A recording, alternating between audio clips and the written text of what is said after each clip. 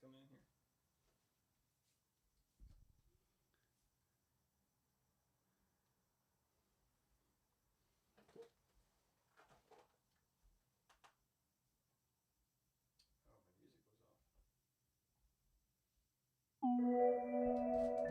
All right, folks, we'll get right back into this party. Thanks for sticking around. We don't have many in the chat right now. I guess that's just how it's going to work.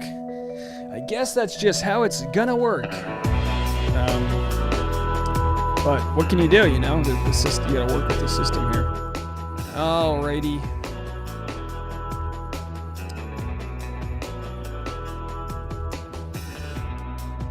You know, that we still did a 2-hour chat for the East Coast, so I feel like they got a good amount out of that. 16,500 people showed up.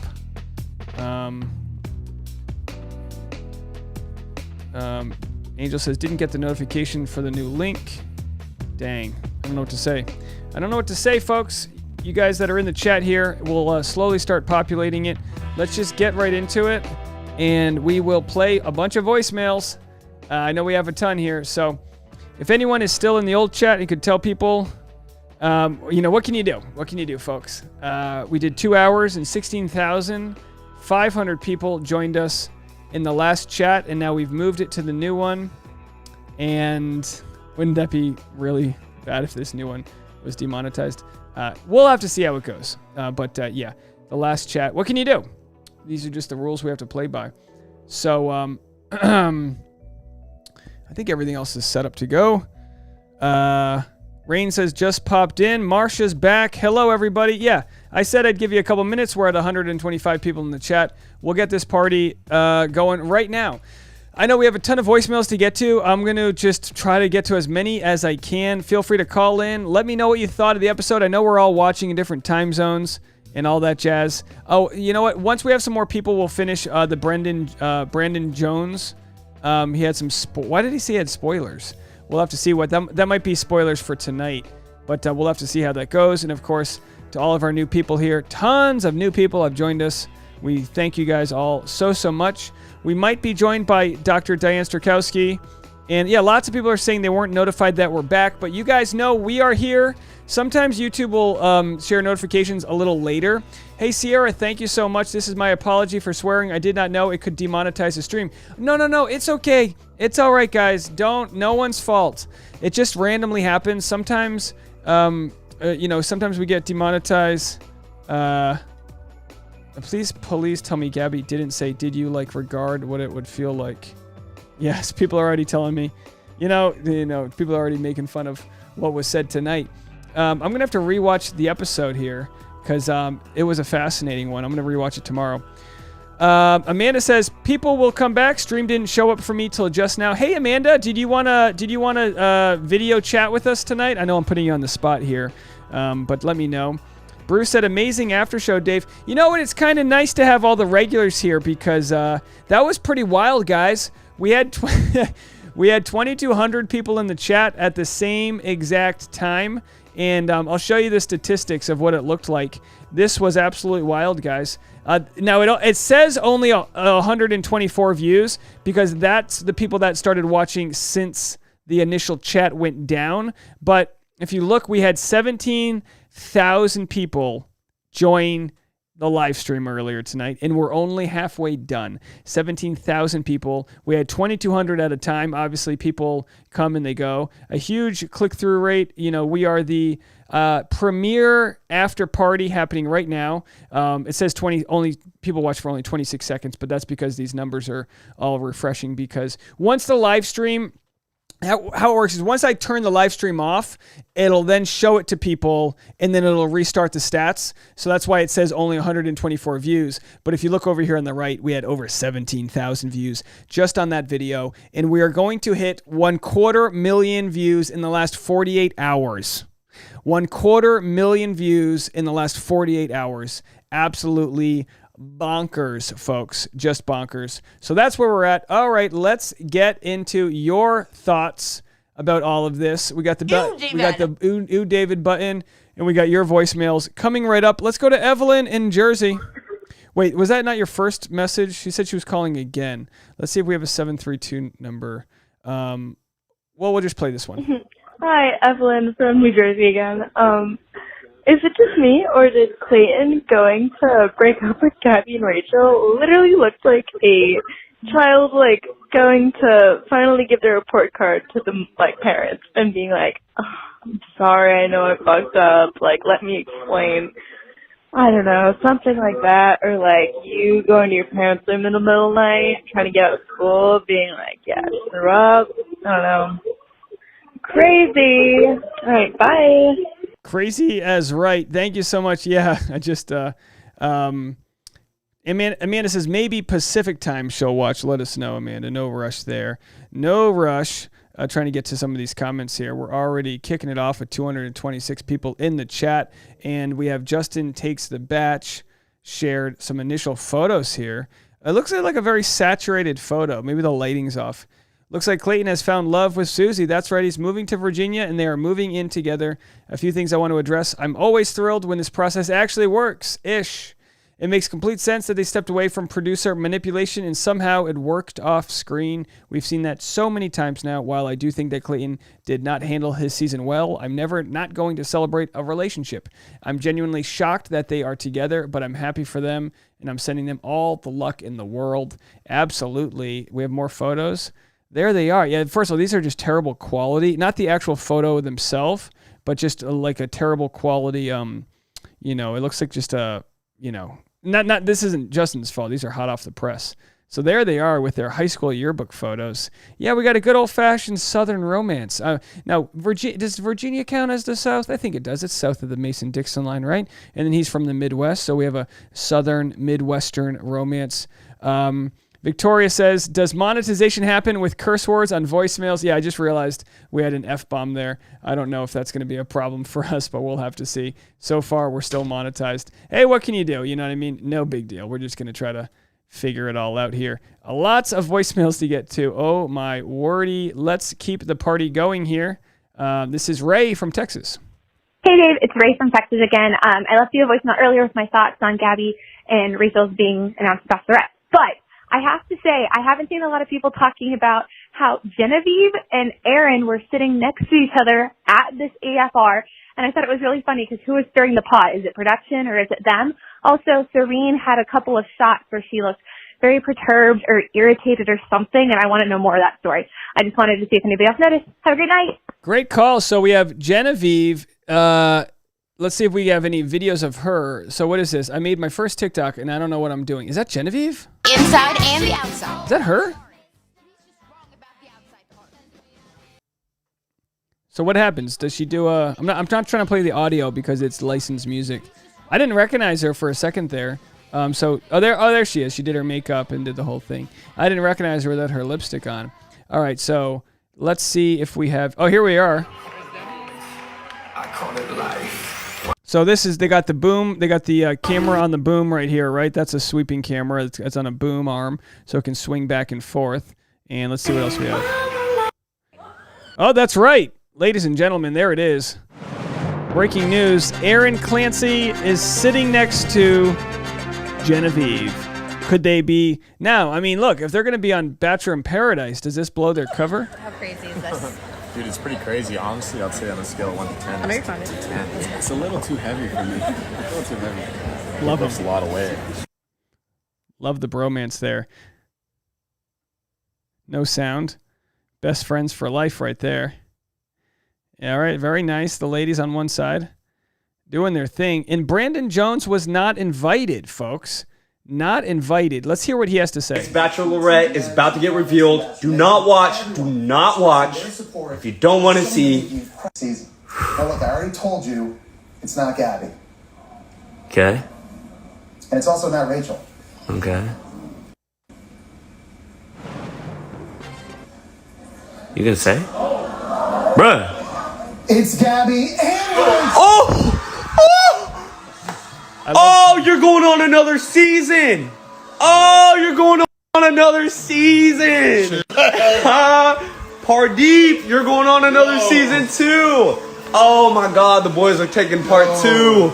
Oh, I wish you all the best. I can't wait to commentate. Look at them. They went to the gym right after watching that. That's dedication. All right. So BMAC, Brendan Jones, is he going to be going back vying for love? We'll have to find out. All right. Let's get to some more voicemails. Meg, you're up. Hey, Dave. This is Megan from Fort Worth, Texas. Love you and love what you do for Bachelor Nation. I just wanted to call in and say that I wish Clayton all the best going forward. He certainly wasn't my favorite Bachelor, along with a lot of other folks in Bachelor Nation, but I always wish for people to have a good life and a good love story for themselves. I really just wanted to call in and give props to production for finally getting a lead that we can get behind, which is obviously two people who are amazing, especially Gabby. I know there's a lot of Team Gabby folks out there, but I'm really excited to see her. So just wanted to shout her out and shout you out as well. I've been really thankful for you each week and hearing your commentary and updates. Thanks, Dave. Yeah, and I appreciate you being a part of the journey here. I received a DM, let's see if I can find it here, from somebody who was threatening to block me because they were upset. Let's see, I won't share their name here, but this is funny. Dave, I love watching your Bachelor content, but is it too much to ask for you not to spoil us with your blurred out video covers? It's not really hiding anything. I can obviously tell who you are talking about, and I can't not see it. It's on my feed, in my subscriptions feed. I don't want to have to block you. I really wanted to be spoiler free. And my response was, the blurred out images are never the actual person. I want to remind everyone, if I make a video with blurred out images, I am not sharing the actual person. Case in point, I'm about to show you guys some options. New Bachelorette may be... Can anyone guess who this is? Can anyone guess who this blurred out person is? Let's see in the comment section here. I'll tell you guys in 5 seconds. 4, 3, 2, 1. Does anyone know who this is? Take a wild guess right now while I put some music back on here. You guys can guess who that is. It's not who we were talking about, that's for sure.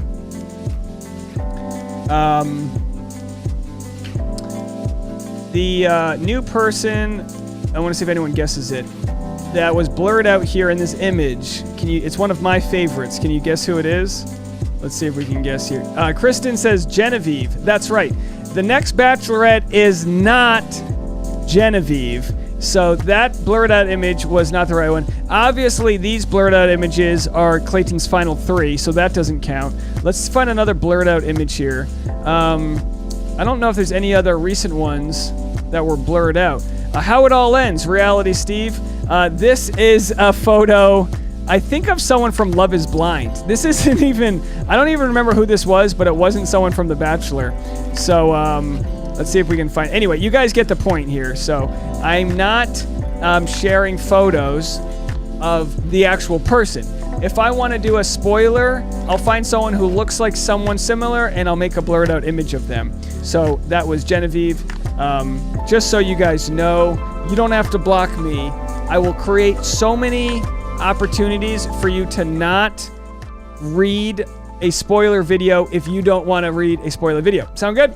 All right, keep the party moving. Everyone do me a favor and hit the like button. What we have to do is try to get this video boosted, because the last video we had 1,600 people watching it. Now, obviously, that video got demonetized. We redid the live stream, and we're going to try to get this audience up to, I don't know, 800, 900. Right now, we're at 444. So we'll see if we can get that up. Let's go to our caller in Texas. Dave, that caller from Texas was the one point. The thing that hides up sadness is anger. That's the emotion that will hide like a lot of vulnerable feelings is anger. And I feel like that's what Rachel did. She was so embarrassed and felt really vulnerable with seeing all of those emotions that she displayed on film. And that caller was so on point. And she said that she hit it with just being angry and attacking Clayton. That all came from a point of her, disguising her vulnerability and how she acted in that moment and saying, you're not putting me in this car, are you? There's nothing wrong with those feelings. She was hurt, she was being rejected and all of that, but that wasn't Clayton's fault. They were all in the same position of wanting to find love. She didn't find it. She wasn't the one, but it wasn't Clayton's fault. They were all on that journey. They were all being open to possibilities, and they all knew that 2 of them weren't going to make it. 2 of them were not going to make it. 2 of them were going to end up hurt, and 2 of them did. And Clayton found love. We shall wish him well. Okay, bye. Bye. Yeah, like, good point. Anger hides sadness. Good point. Thank you for the call. We have a spoiler video. This isn't a spoiler you guys need to worry about because we've already watched the finale, but this is for people that haven't watched the finale. So, spoiler alert. 3, 2, 1. Introducing your new Bachelorette. There they are. They've got them. These look like videos from their old photo shoot. One amazing person, one dramatic season coming to ABC. And Reality Steve said they might have had a date there. See you on July 11th. So isn't that wild? Adam says, so what happens if both girls like one guy or one guy can't decide between each one? Honey, get the popcorn ready. Yeah, this is going to be a wild one. Absolutely. We're here for it. All right, let's go to our next voicemail here. Dave, it's your boy again. You're getting a lot of action from me tonight.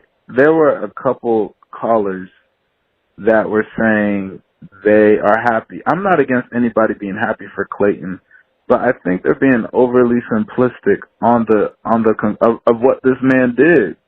Like, this man told 2-3 women that he loved them, attempted to sleep with them, right? That happens every season, right? So it is what it is. But then the measuring stick was who was he in the love with the most, mishandled the situation in which one of them walked home, convinced the other 2 to stay just so he can break up with them 2 days later and then get with the girl, break up with her, or she breaks up with him, and then now they're together. Like, that's overly simplistic. I think, honestly, for me, it's like, sure, that, this is how things play out, I suppose. But we got to, at the very least, have some sort of rules of decorum of how these things should go about. We can't just say, do whatever you want, and as long as you end up happy, like, thumbs up. I don't know. That's just kind of my opinion. I don't want to come down too much on other people and how they feel, but to me, I'm like, it's clear as day. This man messed up majorly, not in some simplistic, like, oh, he just made a little boo-boo. This man did some damage for real.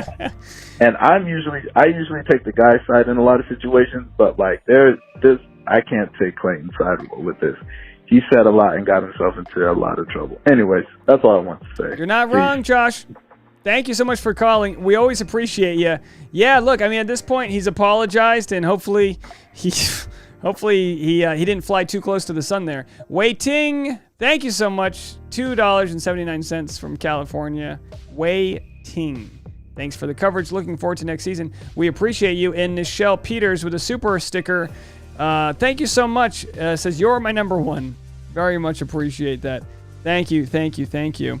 And we have a request for a call, a voicemail from a 514 number. Might take me a few minutes to find that. So let's go to our next caller. This is Sharon in New Jersey. You're up. Hey, Dave. This is Sharon from New Jersey. I don't want to take anything away from Rachel and Gabby and their grief and their hurt, but I do want to shift some of the responsibility away from Clayton, who, yes, he made lots of mistakes. Could he have done it better? Yes. But the show, The Bachelor, where did they take responsibility for guiding this process? For, yes, they're creating a show, but shouldn't they be a little bit responsible for keeping everybody safe and keeping the process one in which people are thoughtful toward each other, where they are transparent about some of the things that are happening in the house or happening with the couples, such that they can help this be a little less. So yeah, it was I don't call it good TV. It was catastrophic TV. And I think the producers could have prevented that. Well, they certainly could have. Yeah, the producers absolutely played a big role in all of this, and we're just never going to get down to what actually went down due to their ironclad contracts. Hi, Dave. Sabine from Canada. Here's my idea for the double bachelorette. They both get their own mansion. 2 mansions, 2 first episodes like RuPaul's Drag Race. The men don't interact, and the girls get to interact with each other. They gab like gals after their rose ceremonies, after their dates. They can confide in each other. I really want this to be like a girl power show. Anyways, have a great evening. Goodbye. I like that. I don't know if The Bachelor will buy multiple mansions, but I like that. Maybe they can get different, maybe they can all just get different wings of a mansion. Wouldn't that be nice? Thanks for the call. Yeah, there's going to be tons of speculating on how they're going to pull this off. It's Cassidy from Northern Kentucky. Hi. And holy crapowski. Don't play this either. I'm like too drunk. Goodbye. We played it. Hey, Dave. Nell from Michigan. Not sure if I'm going to make a cut, but I'm going to give it a try You're because I am dying to share my thoughts. First off, I think that Clayton was in a lose-lose situation because up to the point of the big love fiasco, he was kind of boring. He was just like, thank you for sharing that. Thank you for sharing that. And then he finally shares his emotions, and whoa. And then I think that people need to remember that when you are very emotional, you don't behave rationally. You can look back on it later and say, wow, I should have said this. I should have done that. And Clayton did that. And on the outside looking in, we're all like, why didn't he handle it this way? Why didn't he do that? Well, easy to say from the outside. Easy to say after the fact. And when it comes to after the fact, I have to say that I am just blown away by how Clayton is handling the situation. I don't know if I've ever seen anyone get so much hate and handle it so well. I'm not saying what he did was right, but I'm saying that how he's responding is really impressing me. He apologizes without saying but. He hears them. He validates them. I mean, even if what he did was horrible, which I might argue that it wasn't, but even if it was, just the way he's able to handle that makes me think he's a great guy. Anyways, that's all for now. Probably didn't make the cut, but there it is. You're in the cut, baby. Listen, I don't think Clayton's a bad guy either. I think he made these mistakes like he was completely wrong in his strategy. So someone might say, oh, he made like 20 different mistakes. He essentially made the same mistakes over and over, right? He made the same mistakes over and over. But you don't learn from your mistakes. It's almost like if he was a quarterback and he threw 20 bad passes in a row, but he wasn't able to adjust until afterwards, and then he realized, oh my gosh, all those passes were terrible. Is that a bad analogy? Point being is he didn't realize till he was done the kind of backlash that was coming his way. The best he can do is apologize, try to do better, and move on, and then over time, people will be happy with his relationship if he proves to be, a decent citizen afterwards. I mean, that's all you can really do is understand that he's in control of the rest of his life's narrative. He wasn't in control of the narrative while he was the lead, but he's in control of the rest of his life's narrative, and we'll see if he owns that. Oh, time to talk to Oliver. Hi, Dave. It's Oliver from Colorado. Just wanted to say my biggest gripe with what Clayton did this week was his decision, or maybe it was producer influence, but it was also his decision to tell both of them at the rose ceremony about what happened during Fantasy Suite Week, and then again, he told both of them, he broke up with both of them at the same time. Clayton! No! Yeah. Bad Clayton. All right. Well, anyways, I'm happy he's happy with it. Hope that works out. Bye, Dave. Thanks. Oliver, thank you for being on this journey with us in the community here. Yeah, it's almost like when he initially saw the backlash earlier on, he knew it was going to get worse. And I feel like at that point he was like, oh, you're upset about Shanae? Wait till you see what else I did. Whoever becomes the Bachelor moving forward should study this season of what not to do. My thought is, when it comes to the Bachelor producers interviewing, say they interviewed 10 different guys for The Bachelor, and every single guy's kind of like, yeah, they're good guys, whatever. And then Clayton's like, yeah, I've actually never seen the show. And again, I don't know if this happened. If you're in the producers, you go, wait a second. He hasn't seen the show. He doesn't know all of the ways in which we can mess with him. I truly believe that's probably what happened. This is Brianna from Atlanta. I just want to say that I think it's a little bit unfair that Rachel and Gabby have to share 30 men. I really wish I could have seen them have their own separate seasons. Well, I don't know if we know for sure that they have to share 30 men, but that's something to be thinking about moving forward is, will these guys be customized? I know a lot of people were upset that Tayshia was like a replacement for Claire and didn't get men suited for her. And as we saw that play out, you know, she's single. PMG from Toronto, Canada again. I forgot to say, Dave, I loved all the interviews. I'm not a big fan of Reality Steve, but that's just my personal thing. I just thought, wow, this was so great. I forgot to say that. And I guess I'm the only one who don't really like Gabby and what's her name and don't really feel bad for them and kind of think the ending was great and that what could Clayton do? But hey, it was a really great show. I'm going to go to my bed. Tomorrow's a new day. Tomorrow is a new day is right. Thank you so much for the constructive feedback on my interviews. The process in which I have to hit the right buttons to turn this into a conversation is kind of complicated. And I'm still learning how to do it. I have to turn this microphone off because it creates a weird echo. I don't know why. And I have to do a lot of kind of doodadding. But thank you for being here for it. Renee says, Dave, is a therapist coming on tonight? I'm not sure if she is, but she might be coming on after 10 p.m.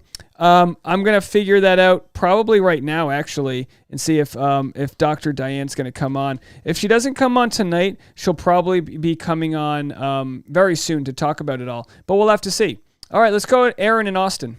Hey, it's Erin from Austin. I am just calling to say that I feel like I almost, like I missed Gabby, or I missed Clayton's love story with Phoebe, just from all the drama and I thought he was going to end up with Rachel. So now I'm just, like, I feel like I missed the whole season and the whole love story.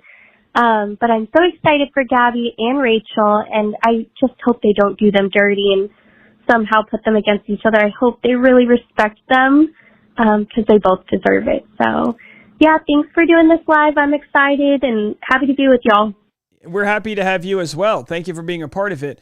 Yeah, that's what they do, right? They will sort of showcase a relationship that's probably not going to work. They'll give you like, oh, this must be it, and they'll kind of bury the lead. And I think that's what they did. Sierra says, wait, so are they bachelorettes at the same time with the same men? Yes, it's not two different seasons like Katie and Michelle. It's the same season. Maybe it'll be an extended season. I'm not sure. It'll air all summer long, starting July 11th, I believe.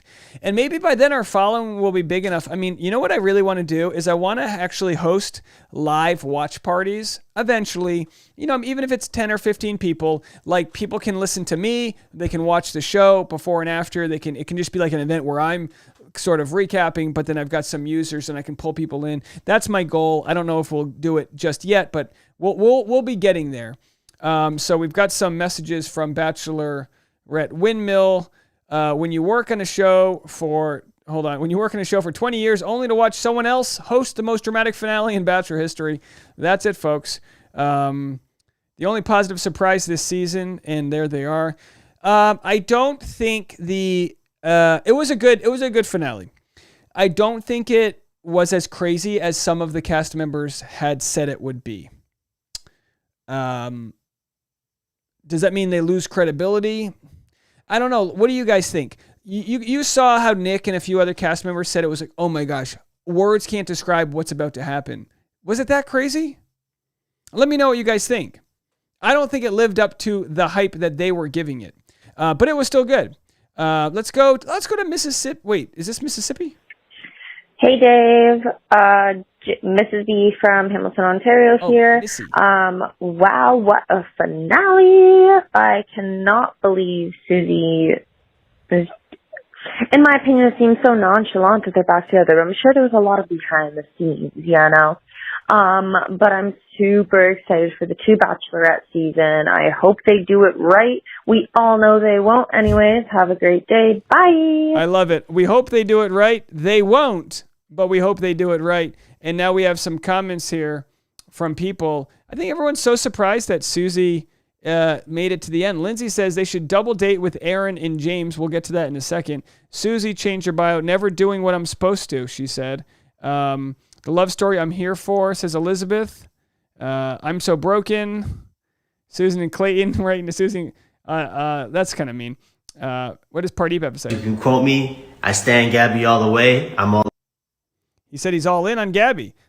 So let's see. Teddy and Rachel right there. This was yesterday. Let's move it forward to today. Is that he hasn't taken any time or any consideration to consider the position of power that he is in. Okay. Claire single. Let's go back to like the last 2 hours. Gabby's grandfather watching her tear Clayton to shreds. I did feel that way. I felt with her about having those feelings. Clayton, what? Gabby literally has to explain what love is to Clayton like a parent explaining it to a 3rd grader. Rachel versus Clayton. Isn't love subjective? Let's take a moment to compare Sarah's fake tears versus Rachel's very real tears. Hoping they give Clayton a hot seat segment with Tony. Rachel's dad really might throw hands when Buddy walks out. My heart breaks for Rachel. She truly gave herself fully in this process. The faces of parents that are willing to catch a murder charge. Yeah, the mom there. Woo! The ring was a jump scare. Rachel, did you say you love me to sleep with me? Clayton, no. The entirety of Bachelor Nation. Kira, upon further reflection, I retract my offer to date Clayton. I, along with every other contestant, deserve better. Oh, shush. Oh, shush. Rhea says Clayton's going to pull Shanae out of the crowd and say, F it, let's just do this thing. That's what I thought was going to happen. We already had that one. I'm all in on Gabby. Sign me up for season 19, says Pardeep. Well, that's up to her, right? I guess it's not up to her. I'm a big Gabby fan, and she would make an incredible Bachelorette, says Blake, but I think Rachel deserves it more than any contestant in a while. Rachel for Bachelorette, and then they said this aged amazingly. You know, Blake used to sort of canoodle with Gabby. No one, and then Clayton showing up to Gabby and Rachel's season after him and Susie break up. Why?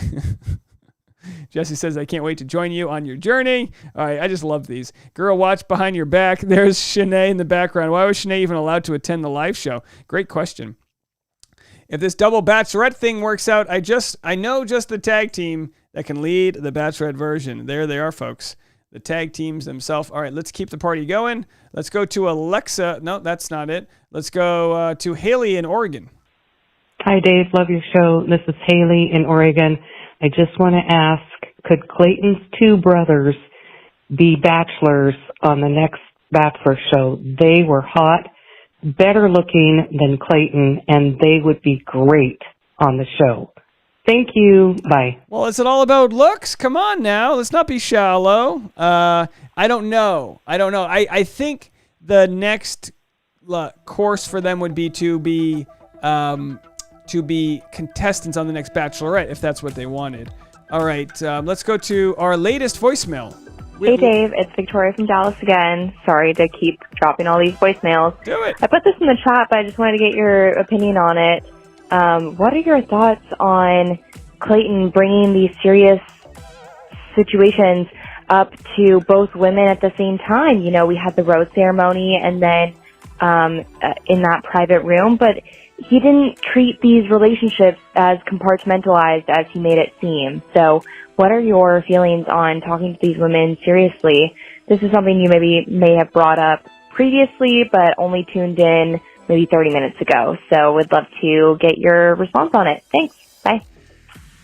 Yeah, honestly, I don't know what to say. I don't know what to say other than I can't imagine it was his idea to break up with them together.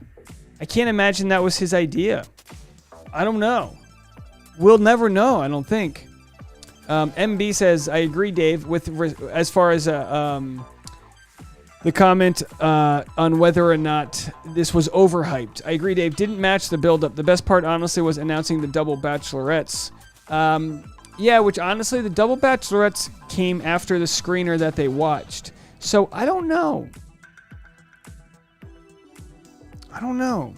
I guess it was good. I guess it's just like, how good is it going to get? I mean, it was billed as being wild. I thought it was good.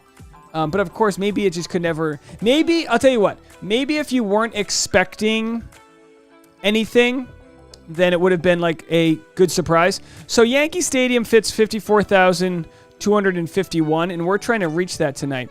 We're at 54,162. So we got a long way to go, and the chat's a little bit smaller now at 590. I guess that's what happens. You know, we lost a big East Coast following. Totally fair, totally fine. We're happy to have everyone who's in the chat right now. We do have some phone lines open if anyone wants to call in. So I'm trying to get to the most recent callers first. So if I didn't play your voicemail, best case scenario, just call me back because I have voicemails from 2 hours ago I haven't got to yet. Hey, Dave, it's Karen from Hamilton. Okay, I have been drinking, but here's my theory. The reason that Bachelor alumni promoted this episode so much is because they were told the higher the viewership, the more they're going to get paid for their appearance. Just my opinion. I hope everyone's having fun. Bye! Yeah, wouldn't that be nice if there was some sort of like multi-level marketing that happened where they were like, if you promote, if X amount tune in from your promo, you'll get a bonus. I don't think that's the case. I think they were given some sort of stipend to say that. I don't know what it is. I'm going to play the next voicemail, and I can listen through my speakers, and I'm just going to play the next voicemail while I walk into the other room and grab some nuts because your boy's hungry. So let's go to our next voicemail here. Hi, Dave. This is Megan from Louisiana, and I just wanted to say, like, I'm not on anybody's team necessarily. I don't like how Rachel ended her conversation with Clayton by asking him if he just, like, basically led her on to have sex with her.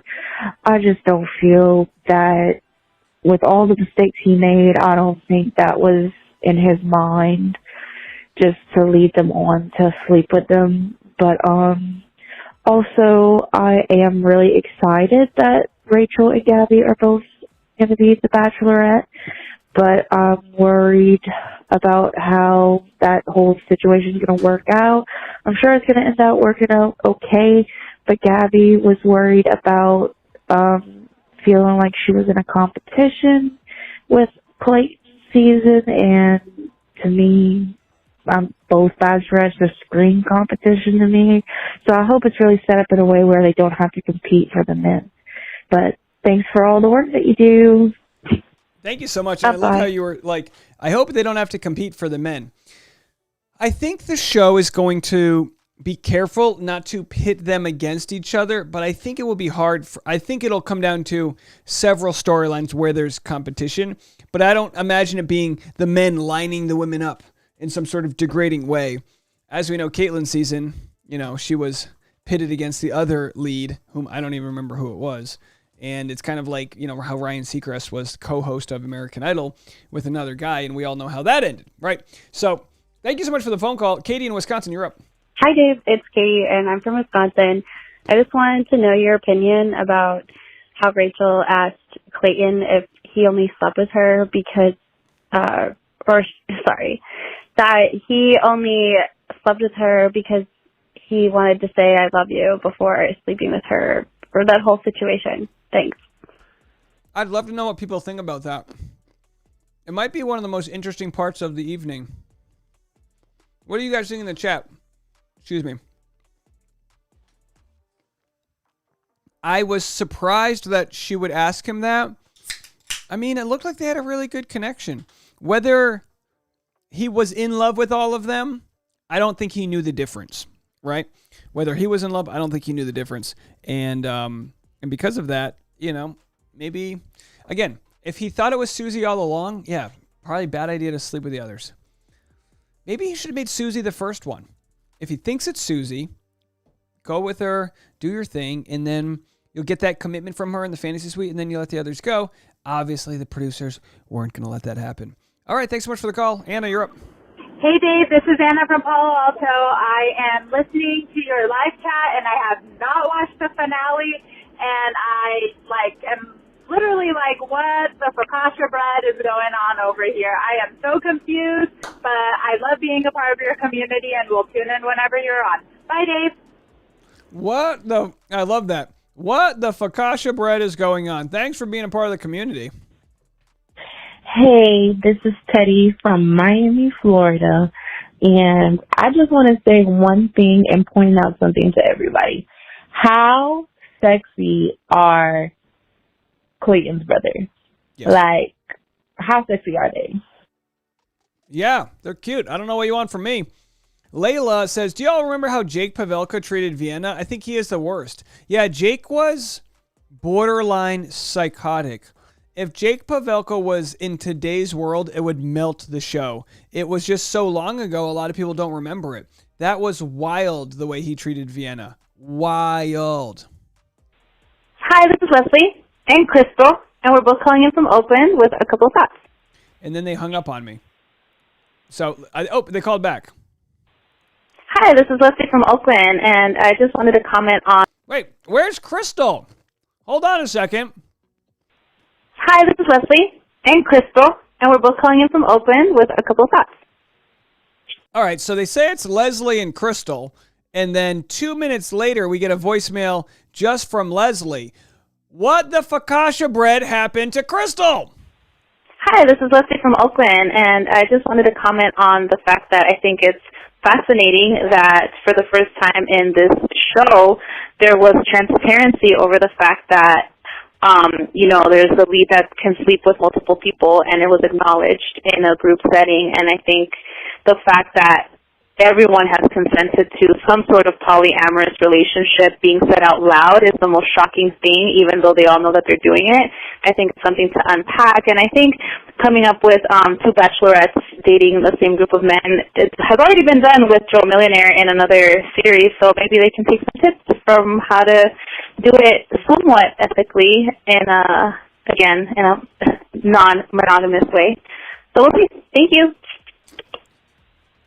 Yeah, I mean, the show has really brought so many questions about, thank you for the call, has brought so many questions about defining the relationship and implied contracts and this and that. Clayton made a ton of assumptions. Jen says, are you on Cameo? I'm not. If you would like a cameo or something like a cameo, shoot me a DM and we'll talk. All right, let's go to, and by the way, if I haven't gotten to anyone's voicemails, tell me the first 3 or 4 digits of your number, and I'll try to look for it. Hey, Dave. This is Kat from South Carolina. Hey, Kat. I have 2 little points.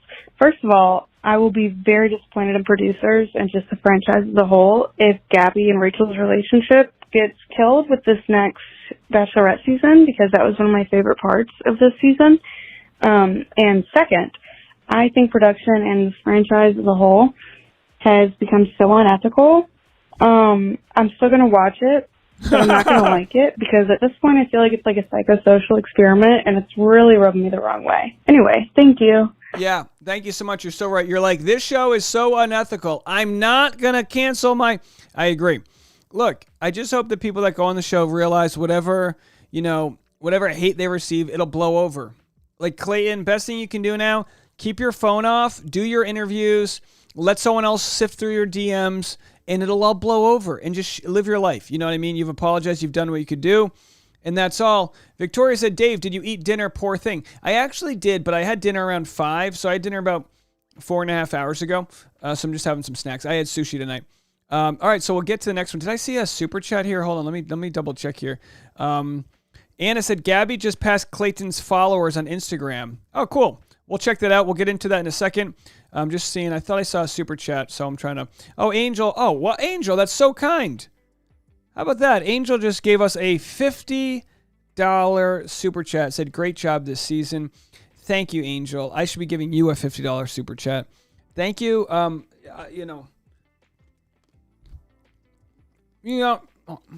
don't want to be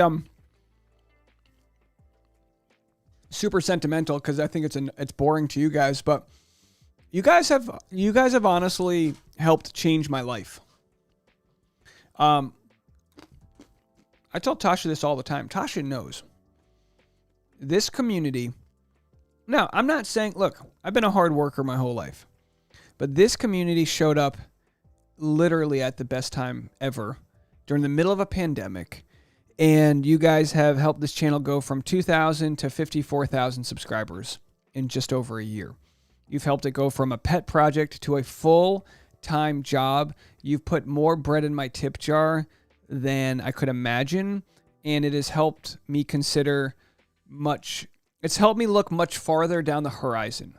And with that, I mean being able to not be swimming in the deep end, being able to plan for my future, being able to plan for my family. And it's because of all the support we've received with every single video we make, every single live chat in community comment that just pushes us in a direction. It's almost like we've all been building something without really understanding what it is. And then we come back today and we have 2,200 people in the chat, over 17,000 total just in that first chat, 2,200 at one time. And we're going to hit 250,000 views in the last 2 days. And these aren't your TikTok views. These are views from long form content. I'm not kidding when I say we've outperformed cable news, some channels. We're kicking the food channels' butt right now as I eat food. So thank you guys from the bottom of my heart. I'm sorry if I sound redundant. It is so appreciated. Let's go to our next caller. Hey Dave, it's Katie from Houston, just calling in again for a third time, just in case. But this is a crazy ending. I certainly wasn't expecting it. I'm really happy that Gabby and Rachel are going to be our next Bachelorettes because I love them both. It was very hard though watching how Clayton handled breaking up with both of them. Like poor Rachel, her poor lashes were falling off at the end of it.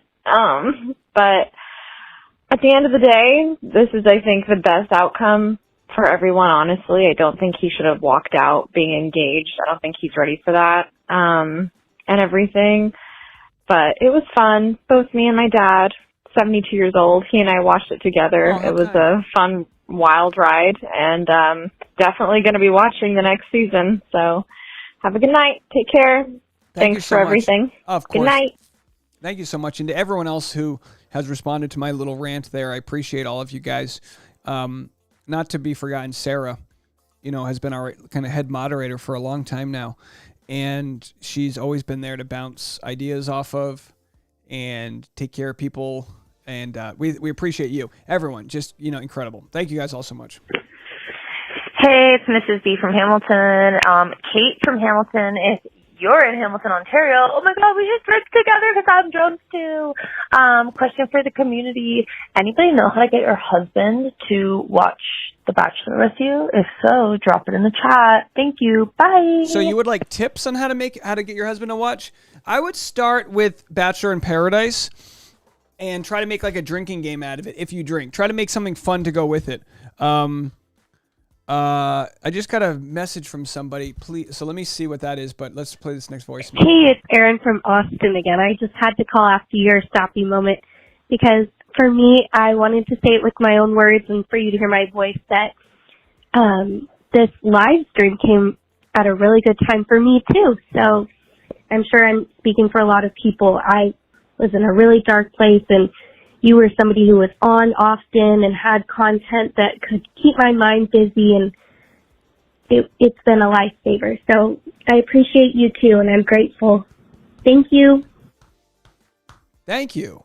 What a nice voicemail, guys. Aaron in Austin.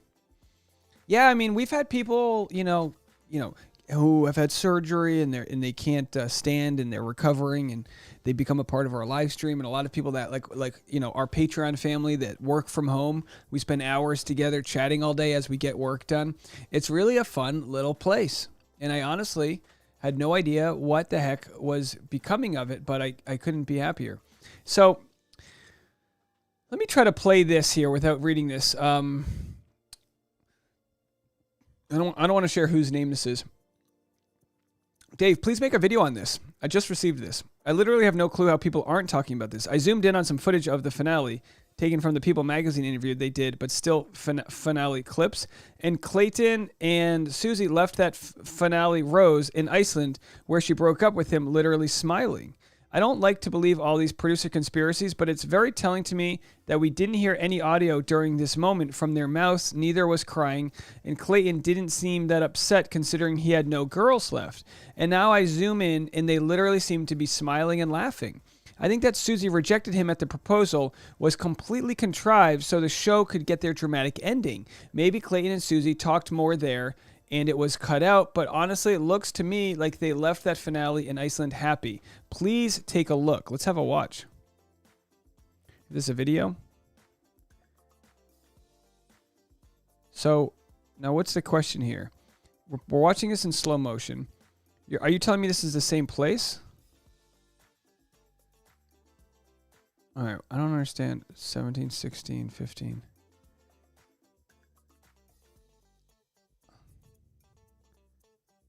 Hold on here. Let's go. Let's see what else we have here. In this clip, they seem to be talking, and Susie seems to be looking at him and smiling as they walk away. Could it be contrived? Where are you getting these clips from?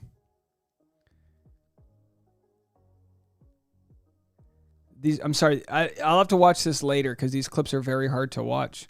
It's interesting. It's interesting to say the least. Thanks for sharing. I'm going to have, she goes, am I crazy? Please tell me you see this too. I don't know quite if I see what you're talking about, but hold on to that. Now let's go to Susie. So she was at like 218,000. Now she's at 222. Let's refresh, 238. So she's built a pretty big following. We know Clayton here is, and again, some people don't care about this stuff. Some people like stats. Clayton's at 240,000. And then Gabby, let's see where Gabby ends up.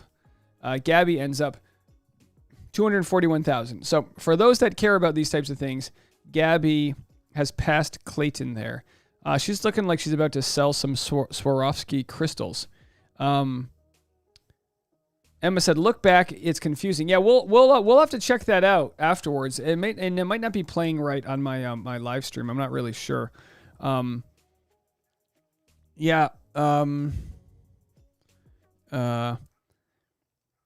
Yeah, we've all stayed laughing, that's for sure. It's almost like we just kept our head down and sort of made a little community here. Bunch of misfit toys we are. Wouldn't have it any other way. Wouldn't have it any other way. We got plenty of voicemails to get to. Actually, you know what? It looks like I'm all caught up on these voicemails, so I'll try to get to some older ones that I may have missed. Can you believe we actually got caught up? Let's go to some voicemails from a little while ago. Hey, Dave. This is Lynn calling from Ontario, Canada. I just want to say I am happy for everyone, and I'm sure everyone is as well. I'm happy for, Gabby and Rachel for, all the things that they're about to go through. They deserve it so much, and Gabby and Rachel have a good head on their shoulders. They will do really well. And as for Susie, I'm really glad that she was able to stop, take a minute, and then start all over, because that's truly what they need, and I really hope that they do well together. Talk to you soon. Bye. I agree. I agree that it's all about getting away from those producers and making decisions on their own. You won't believe it. I don't want to bring the mood down, so it's not a big deal. But what happened was the earlier video has been monetized, and this video is now demonetized. It's all right, folks. So what I do is this. I click the monetization buttons, and then I go, it says limited, which means it's demonetized. We hit review, and then we'll request a review. No big deal, guys. Hey, this is how it's going to be. We'll operate on Super Chats alone. Just so you don't think I'm making it up. I promise you guys a nice 4-hour live stream, and we're going to get to it. We have another hour and change left. Maybe we'll go a little longer. Who knows? The West Coast ends in 12 minutes. We may be joined by Dr. Strakowski. I'm not sure yet. We'll have to see. She said she might join us. We obviously got a lot to get into here. She's got my voicemail number. We had so many great... Yeah, Angel says, oh man, no way. Yeah, just wild, isn't it? I mean, it just happens. Usually, when I make a video... not like a, so when, I'll just share you guys some information of how it normally works. When I make a video, I'll show you. So we've got, these are my videos that I made, in the last couple of days, and they're all monetized. But every once in a while, like one will get demonetized. But normally if a video's not monetized, I'm able to request a review and get it monetized. And normally I'll publish a video, leave it private until it's monetized, and then hit publish, and then it won't get demonetized. But with these live streams, they'll just get demonetized midway through the stream. So it's kind of a pain, but like I said, it is what it is. Amanda Marsh says, waiting for West Coast to be done. Amanda, are you going to join us? No pressure. If you are, let me know. If you have no pressure, but Amanda, do let me know if you do want to join us, and I will send you the link. We can talk to our good friend Amanda. No pressure. Let's go to Caitlin and Rochelle. Caitlin Rochelle from Pittsburgh. Hi, it's Kate and Rochelle from Pittsburgh. We don't think that Susie should have gotten back together with Clayton, but we are very happy that she's happy. Yeah, and we're excited for this Bachelorette season. Woo! Hashtag Bachelor Nation! Bachelor Nation! Yeah, well, we'll have to see. Hey, Dave. It's Midian from Florida. Yeah, I wanted to ask you, can you do like a quick recap? Because I am waiting for tomorrow for Hulu to come out with the show because I don't have cable. But I am dying that he ended up with Susie. That was like my favorite pick. Can you please do a quick recap? Thank you. All right, so he decided he was going to go after Susie without any promises, then dumped Gabby and Rachel, then went after Susie. She said no at the altar. They get back into town. She slides into his DMs. They've been bumping Harrison's for 5 months. Hey, Dave, it's Karen from Hamilton, Canada. Hey, Karen. Put up a timer of how long you're going to be live tonight to see if we can get you that Yankee Stadium in subscribers. Bye! Yeah, we're actually not doing too bad. So the goal for Yankee Stadium is 54,251, and we're at 54,177. So if anyone hasn't subscribed, we're trying to get to, I'll tell you what, I'll unlock another half an hour if we can get to 54,251. We're about 70 away from that. We're 74 away. Oh, my math, pretty good. We're 74 away from 54,251. That'll be a fun way to do it. We'll just like try to get through one stadium at a time. This is one of the biggest baseball stadiums, so from there on we'll be going after football stadiums. So again, that's your encouragement to subscribe. It'll prolong the live stream, 54,177. Thank you so much, and we'll keep you all posted on that. Barbara from Boston, you're up. Hi, Dave. This is Barbara from Boston. Just in reference to the caller that said he did not need to sleep with someone to know what his decision was going to be, and you said he did not propose, but he did propose to her. She didn't accept. He didn't propose to her again tonight, but he did propose to her at that final rose in Iceland. So he did propose without sleeping, and I agree. You do not need to know. You do not have to sleep with someone to know where your feelings are. That's it. Oh, do you? Yeah, good point. Thank you so much for that. Maybe you say you don't have to sleep with someone. Somebody might have to sleep with someone. You know what I mean? Hey, Dave. This is Katie from Houston. I'm going to try to keep this under 30 seconds. The first half of the show, I was absolutely upset with how Clayton broke up with both Gabby and Rachel. I thought it was very disrespectful. However, towards the end, at the very end, I am very happy, honestly, with how everything turned out. Both Gabby and Rachel are going to be our bachelorettes, and I think they're wonderful women. It'll be interesting. And I'm happy that Susie and Clayton took the time to get their shit together and were able to continue a normal relationship, hopefully. So, yeah, what are your thoughts? I think it's a win-win for everybody. I think it takes a lot of heat off of Clayton. It takes a lot of heat off of Clayton that the other ladies are happy, because then he can be like, all right, it sucks, but it all worked out for the best, blah, blah, blah. Hi, Dave. This is Christine from New York. Hi. And I just want to say I really hope the best for Clayton and Susie. And maybe they can have an ending that is like Matt James and Rachel Kirkconnell. And you know what? Screw Bachelor Nation. People are just so mean. And it makes me, I hate the audience, not the show. Hey, look, I understand. There's a portion of the audience that is quite deranged. I don't see them in our audience, but they exist.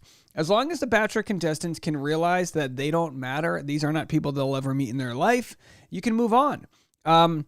Susie says, so now this video is demonetized? Yes, this video is demonetized. So maybe I should have just kept the other video going. It's all right. We would have lost those viewers anyway, so, whatever. We did our best. Amy Lynn has a technical question, which I appreciate. Is anyone else having a much harder time than normal balancing the volume on the voicemails versus Dave's voice?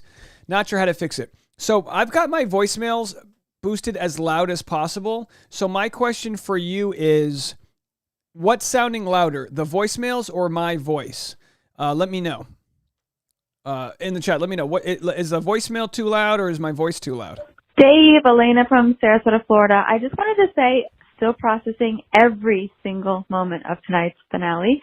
But one thing that stood out to me is how much Jesse Palmer is killing it. I mean, I didn't realize how much more I would like him than Chris, but the way that he, like his eyebrow, just the eyebrow, I mean, seriously, and just the way that he is hosting the show makes me feel like he's enjoying it. He's almost like one of us, an audience member, and it makes it feel really real and entertaining at the same time, and I just think he's doing a really, really good job, and I didn't really notice it until the finale, but super, enjoyable, and anyways, I wanted to see what you thought about Jesse, and so looking forward to the next season. Okay, talk to you soon. Bye. All right, so you guys are telling me that you think the voicemails are too loud. Okay, I can turn the voicemails down. Yeah, thank you so much for that. I appreciate the heads up. Maybe it's my ears that are not doing well. Maybe I'll put my headphones on. Sometimes my monitors are boosted as loud as possible, and sometimes they just don't feel like they're working. All right, thank you so much for the technical input. I always appreciate it. Hey, Dave, this is Bree from Atlanta again. I just wanted to say I felt like Jesse was trying so hard to tease like some sort of like in the moment proposal. I was just like, dude, you're killing the surprise if one is actually coming, but it didn't seem to me like Clayton was going to propose. I did catch that Susie was like, I would ask him, she seemed more ready for an engagement than he did, which I thought was really interesting. So definitely I feel like lots of bits and pieces of their relationship that we did see throughout the season, but hopefully them having time off really helped them grow. Bye. Yeah, absolutely. They were able to reassess their situation. They were able to take a break, and look what it's almost like it's almost like if you would just introduce these people and didn't have the producers, they'd be okay. But of course, the producers have to sell their ad revenue and this and that. Mari said, Dave, would you ever do a video ranking your favorite seasons you've watched? The quick answer is probably not, and I'll tell you why. The production time that it takes to make ranking videos, I've done this in the past. My best content is like what's in the news today, and then we just talk about it. My best content is, just random, like how quick can we get to something? But I do like the idea of that. It's just when a lot of people are like, can you compare Love is Blind to this? I go, you don't understand. That's going to take me hours to sift through. I already spend all day, every day, making the content I do, and I'm already maxed out at that. But I always love the recommendation. Thank you so much. And who knows? Maybe I'll get a producer and we'll do that. Hey, Dave. That one shot in Texas. I'm so excited about the co-bachelorettes, and I think it actually will work out if you have Jesse as the host, unfortunately. You have Jesse as the host, but then you'll no longer have Tasha and Caitlin as the mentors. So now our two co-bachelorettes can actually be there to support one another. So it's a good idea. Plus, it's almost like the Hunger Games, only with men. So this will be fun to watch. Bye. Bye. So Emma's got a theory here that Clayton and Susie were smiling when they left Iceland. Let's see if we can get to the next photo here. This is very hard to see. What are we looking at in this photo? So the theory is that he let her go, but they were still going to stay together. I don't know, guys. Yeah, she looks like she's smiling, but she could be smiling, but she could, I don't know. I'm not sure. But hey, you got something there, folks. You got something there. Oh, one of our favorite callers, a retired high school teacher, Miss Ann from Minnesota. You're up. Hi, this is Miss Ann from Minnesota, and I think the redeemed themselves tonight, the Bachelor show, because they were putting these 4 people through a lot of pretty bad stuff. And I was so glad.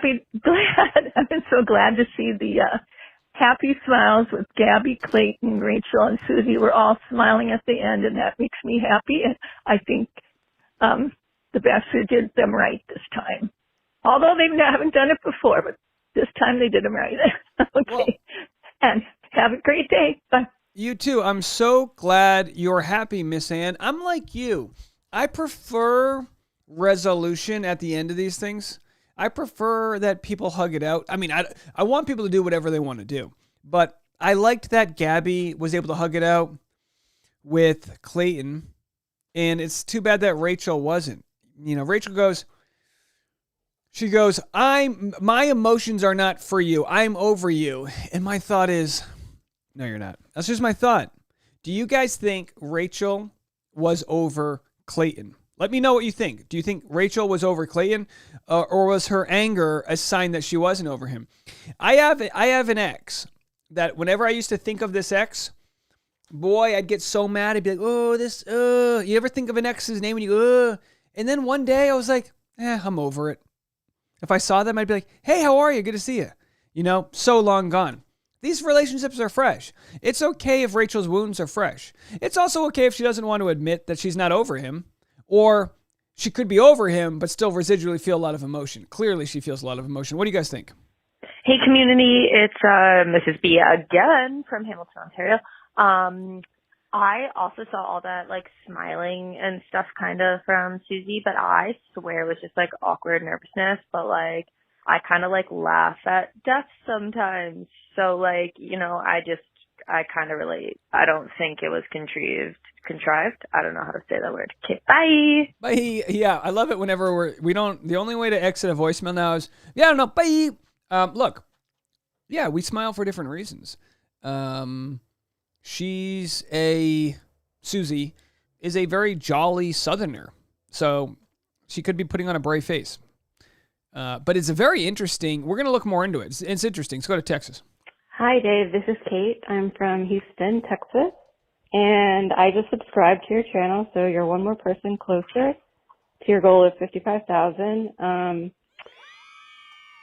I guess my comment for tonight is I thought it was really great how the women carried themselves both on screen and off screen and how they spoke to Clayton. So I'm rooting for everybody. Thanks. Well, thank you so much for that. Oh, this sounds so much better. Yeah, we're rooting for Clayton. Wait, we're rooting for everybody. Let's go to Louisiana. Let's go for some crawdaddies. Hi, Dave. It's Megan from Louisiana again.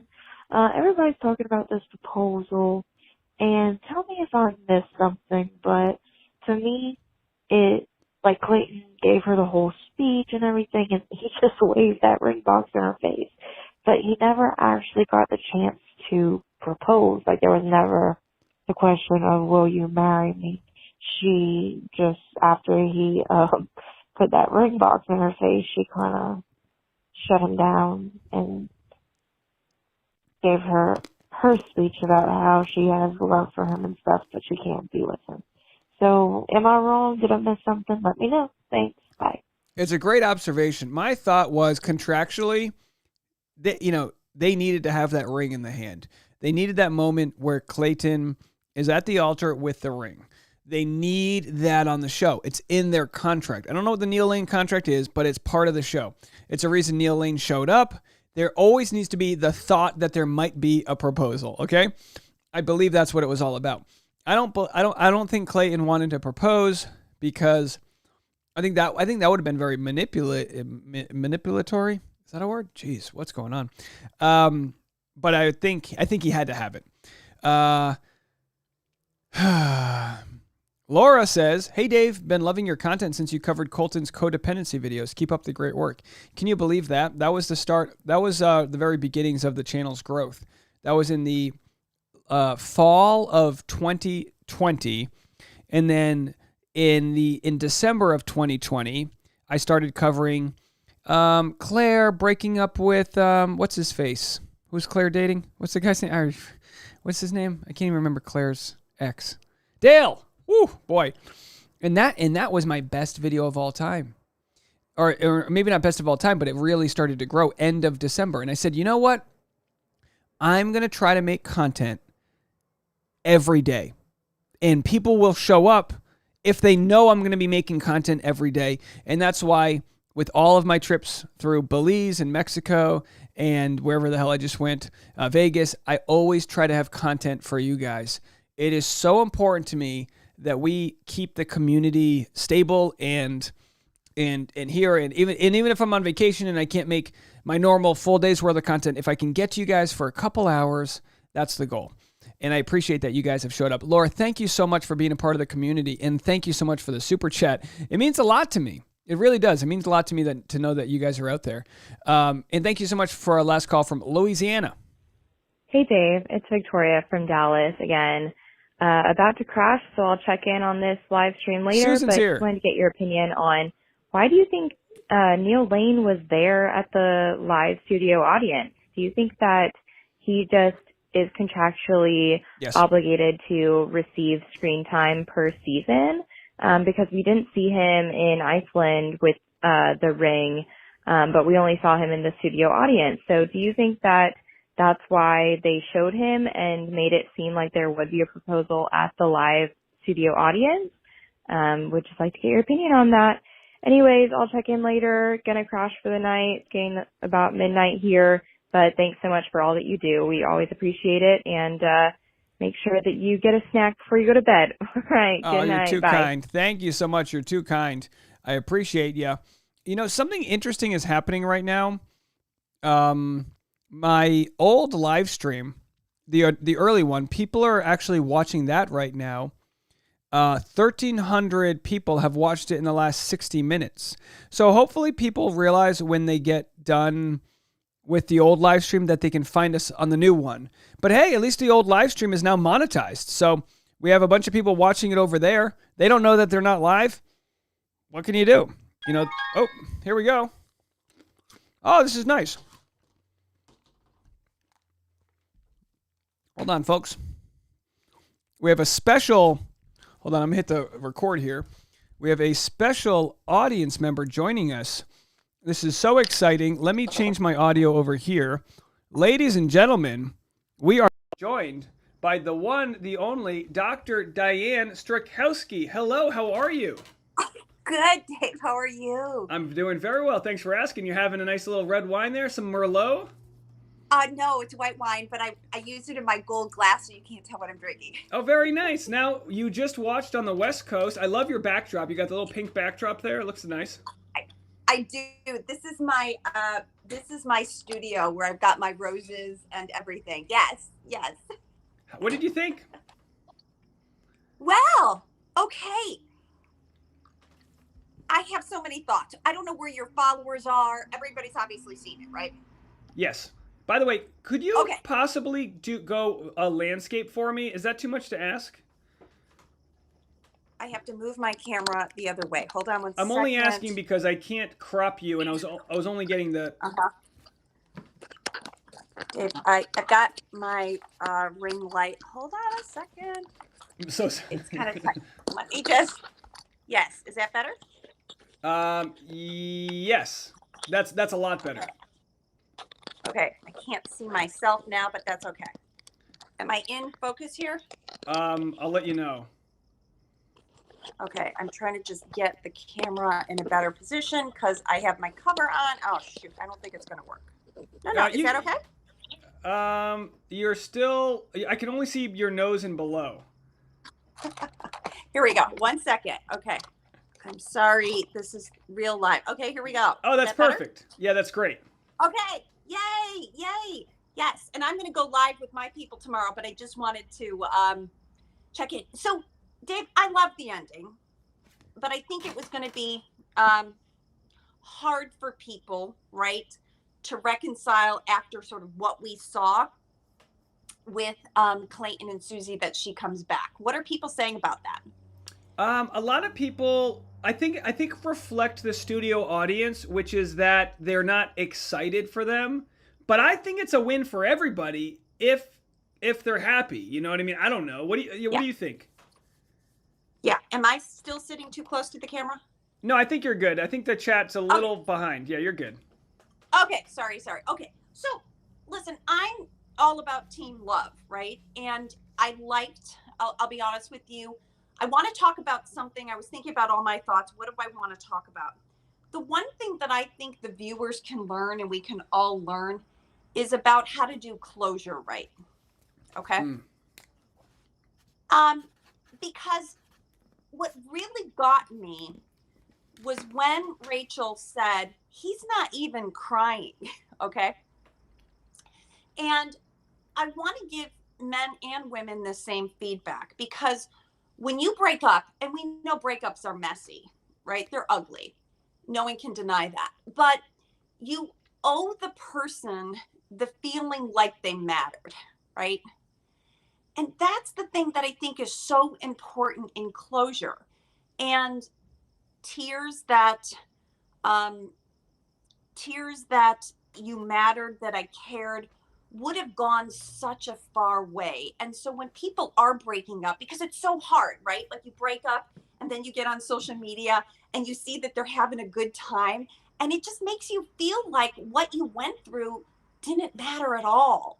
As opposed to if you hear that the person's struggling and it's hard, then it felt like it meant something more. So to Gabby's point and Rachel's point, no one wants to be dismissed. Now, how do you think they handled the situation? Because it was very interesting. The fact that Clayton broke up with them together kind of created an equal playing field, but they reacted differently. We saw Rachel with more anger, and Gabby's so great at being graceful but still making her points. What are your thoughts on how they both coped? Well, absolutely. And I wrote in a post today that I thought, and I don't know what your theory is, Dave, I thought that Gabby stayed for Rachel. So when we see the last night's rose ceremony, right? Gabby composes herself first. Now we don't know, again, the editing and the timing, but Gabby composes herself first. And then we were like, well, why'd she come back? And my theory was that she came back to help her girl, who she thought, I can handle this. And at any point, she felt more confident that she could get up and leave. But I thought that she felt that Rachel was more in it, and I was more worried for Rachel than I was for Gabby. Do you think that's an age thing with Gabby? She's a few years older. Is that something that just comes with experience? I think personally, and I don't know this to be true, but given what Gabby had told us about her family and her own mother, you know, she doesn't have she's estranged from her mother. She has no contact with her. I got the sense that Gabby has done some therapy. That girl, I'm going to bet, has done some work. The way that she speaks, the way that she carries herself, I thought she really knows herself. And I felt like it may not be an age thing, but I thought Rachel was just more into Clayton. In fact, I had predicted, and I even went on my stories today predicting that Rachel was going to be the person in the end, because I saw Rachel really putting her entire heart into it. So I thought that Gabby came to protect her girl, and I loved that. I'm sorry to keep you waiting. Oh, it's okay. Are you okay? I mean, that sweetness, that's what we are cheersing tonight, is women's friendship, Dave. Yeah, cheers. I mean, cheers to women, right? And I love The Bachelorette. I just love it. I love the love stories. I love the conversations. So that's what I'm so excited about. Yes, and Gabby has empathy, and she's a nurse, and she is, I just thought, to me, she was just a joy throughout. I love Rachel too. Rachel was so in it. And I loved that they both, at the end, had their voice. I loved what both of them said to Clayton. It needed to be said. But my advice about closure is, you be careful how you say it. And I've said this once before about apologies. You don't say, I'm sorry if you're sad. I'm sorry if I hurt you. I'm sorry. No ifs, ands, or buts. I'm sorry I hurt you. Yeah. Not if, maybe, no buts. Just say that. And then that, to me, is the best way you can take accountability and responsibility. And then Susie and Clayton will have to work that out. The whole time I've been hoping that they get support, someone to help them unwind all of this. But they're on their own journey, and who knows? We'll see what happens in the future.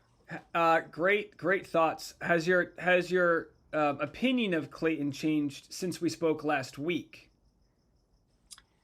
No. Now Dave, that's not true.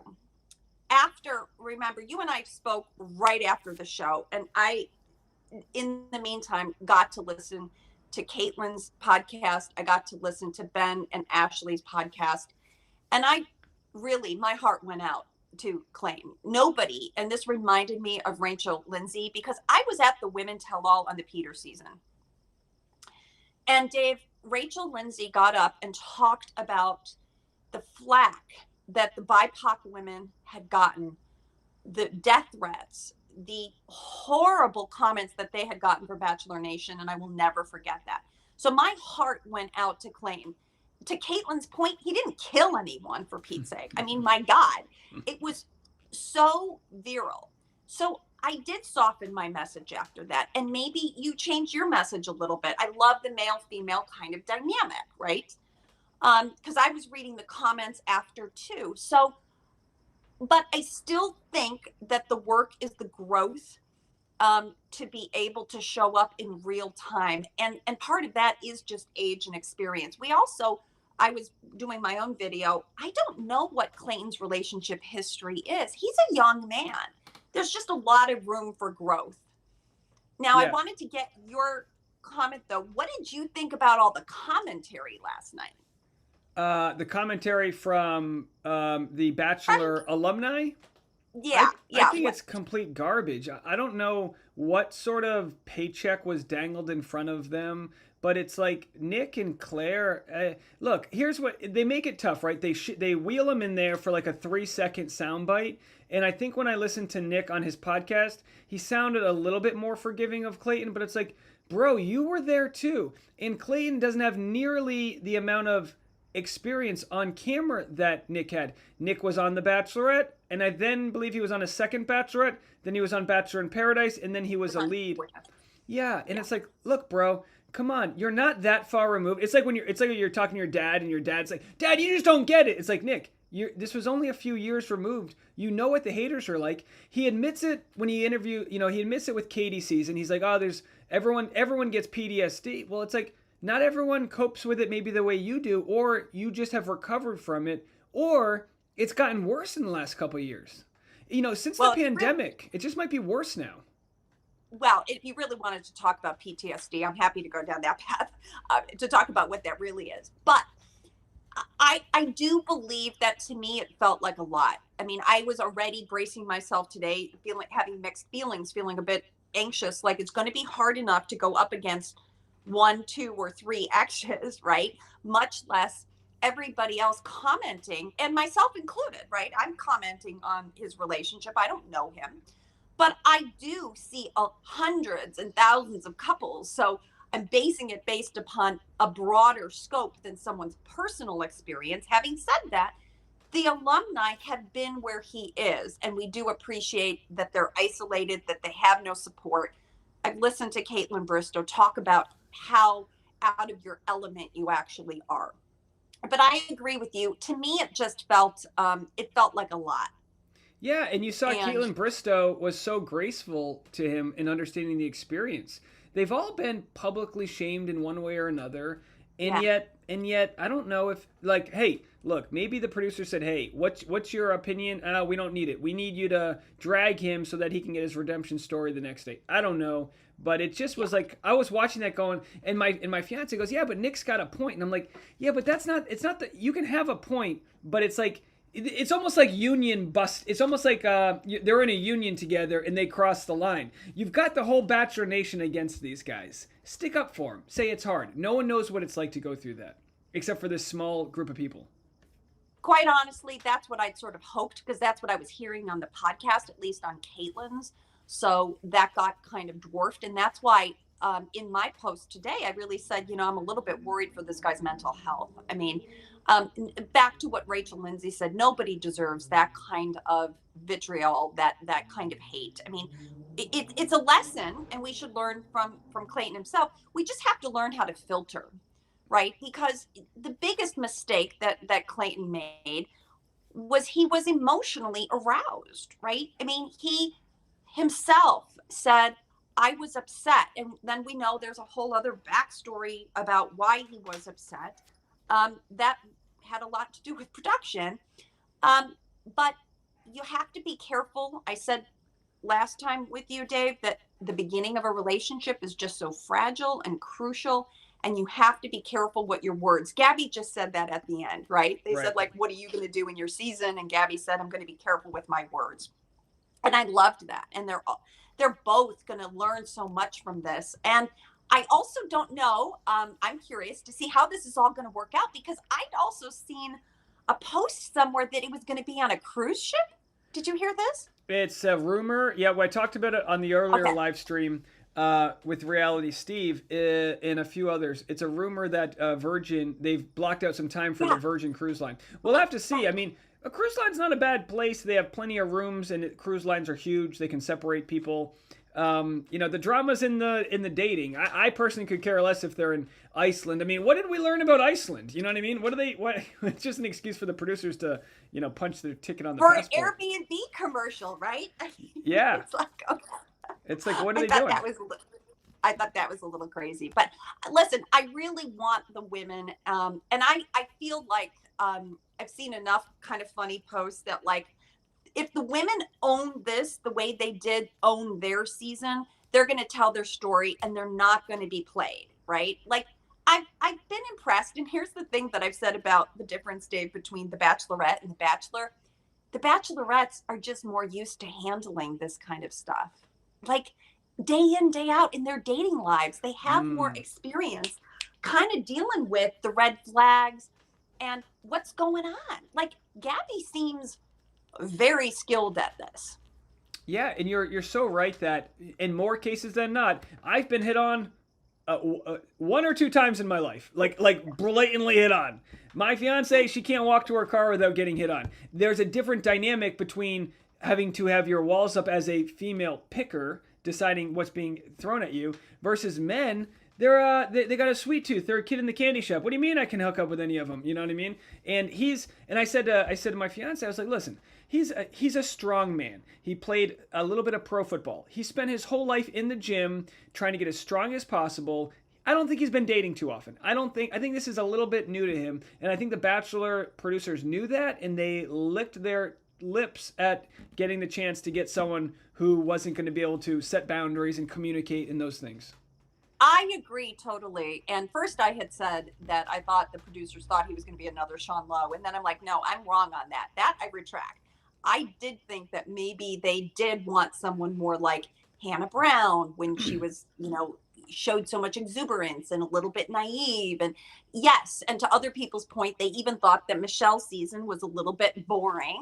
And now we need to spice it up. And so Clayton was that person, and he was eager. And he also didn't have, right? He didn't have the privilege to go back and watch himself and see how he was, right, and hear from other leads about what does this journey look like. I mean, usually there's a whole long buildup, right? Like, you're waiting months, a year, to be that. And probably Clayton, he was easier because he didn't have a lot of conditions. He's not like Michael A., who says, listen, come film in Ohio because I've got a kid.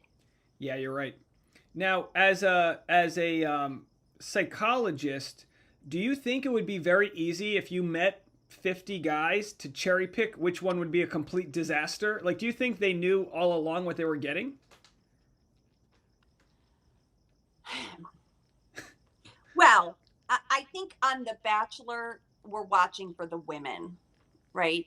But I kind of said this to you, Dave. The problem is the women are torn too. And I am so cautious about my women because I speak mostly to women, about the women who were traumatized the last time, about the women who are just sad. Like, if dating is this, and now I turn on my reality TV and I get more of this, how do I feel good about it, right? Like, I want a good role model. I want a man who can show me, who can revive my faith in men, right? Because that's what Susie said about Clayton originally, right? Like, I need to be renewed in my faith in men. And I'll tell you, my husband was kind of that guy. I had been beaten down myself, dated a lot, I dated hundreds of men before I met my husband. And he was just so refreshing in that he wasn't that. Now, I was going to ask you about this, but you had a nice love letter to your husband. I'll show everybody your Instagram right now at Back to Love Doc. Everyone's got to go give Dr. Diane a follow over here. But you had mentioned that he was able to help you this past week. How's your mental health doing? Oh, you know what? I'm so much better now, Dave. I just kind of double down. I think when you get feedback, you can, people will write, hey, she's out of touch, whatever. I read that and I'm like, all right, whatever. You don't have to follow me. But you have to remember who your ideal follower is. And I also know something as a psychologist called projection.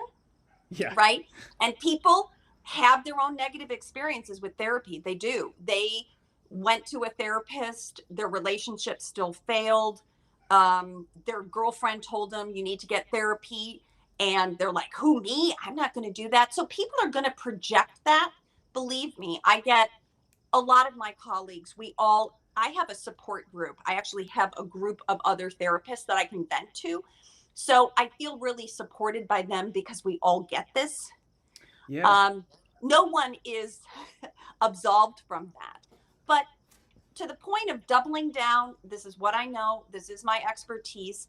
And I do reach people on your show, and I reach people in my audience that don't know anything about attachment styles.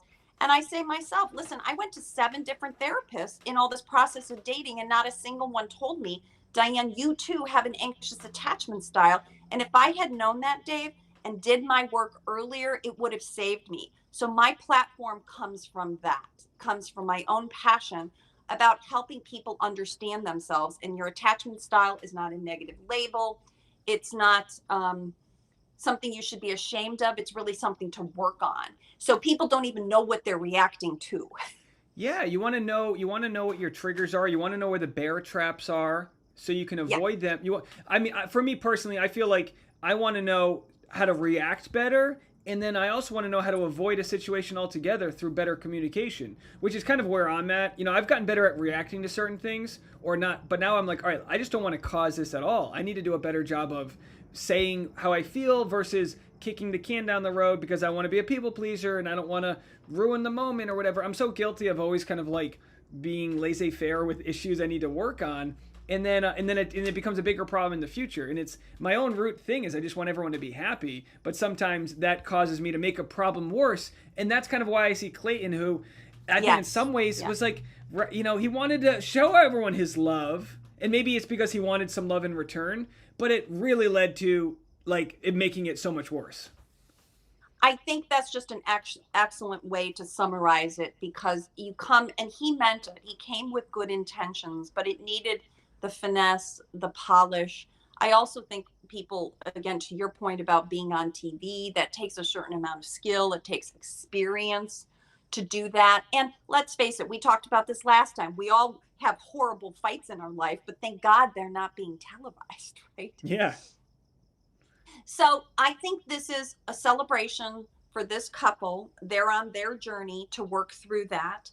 I really think that the healing happens when the cameras are off and you can have the conversation that you really need to have.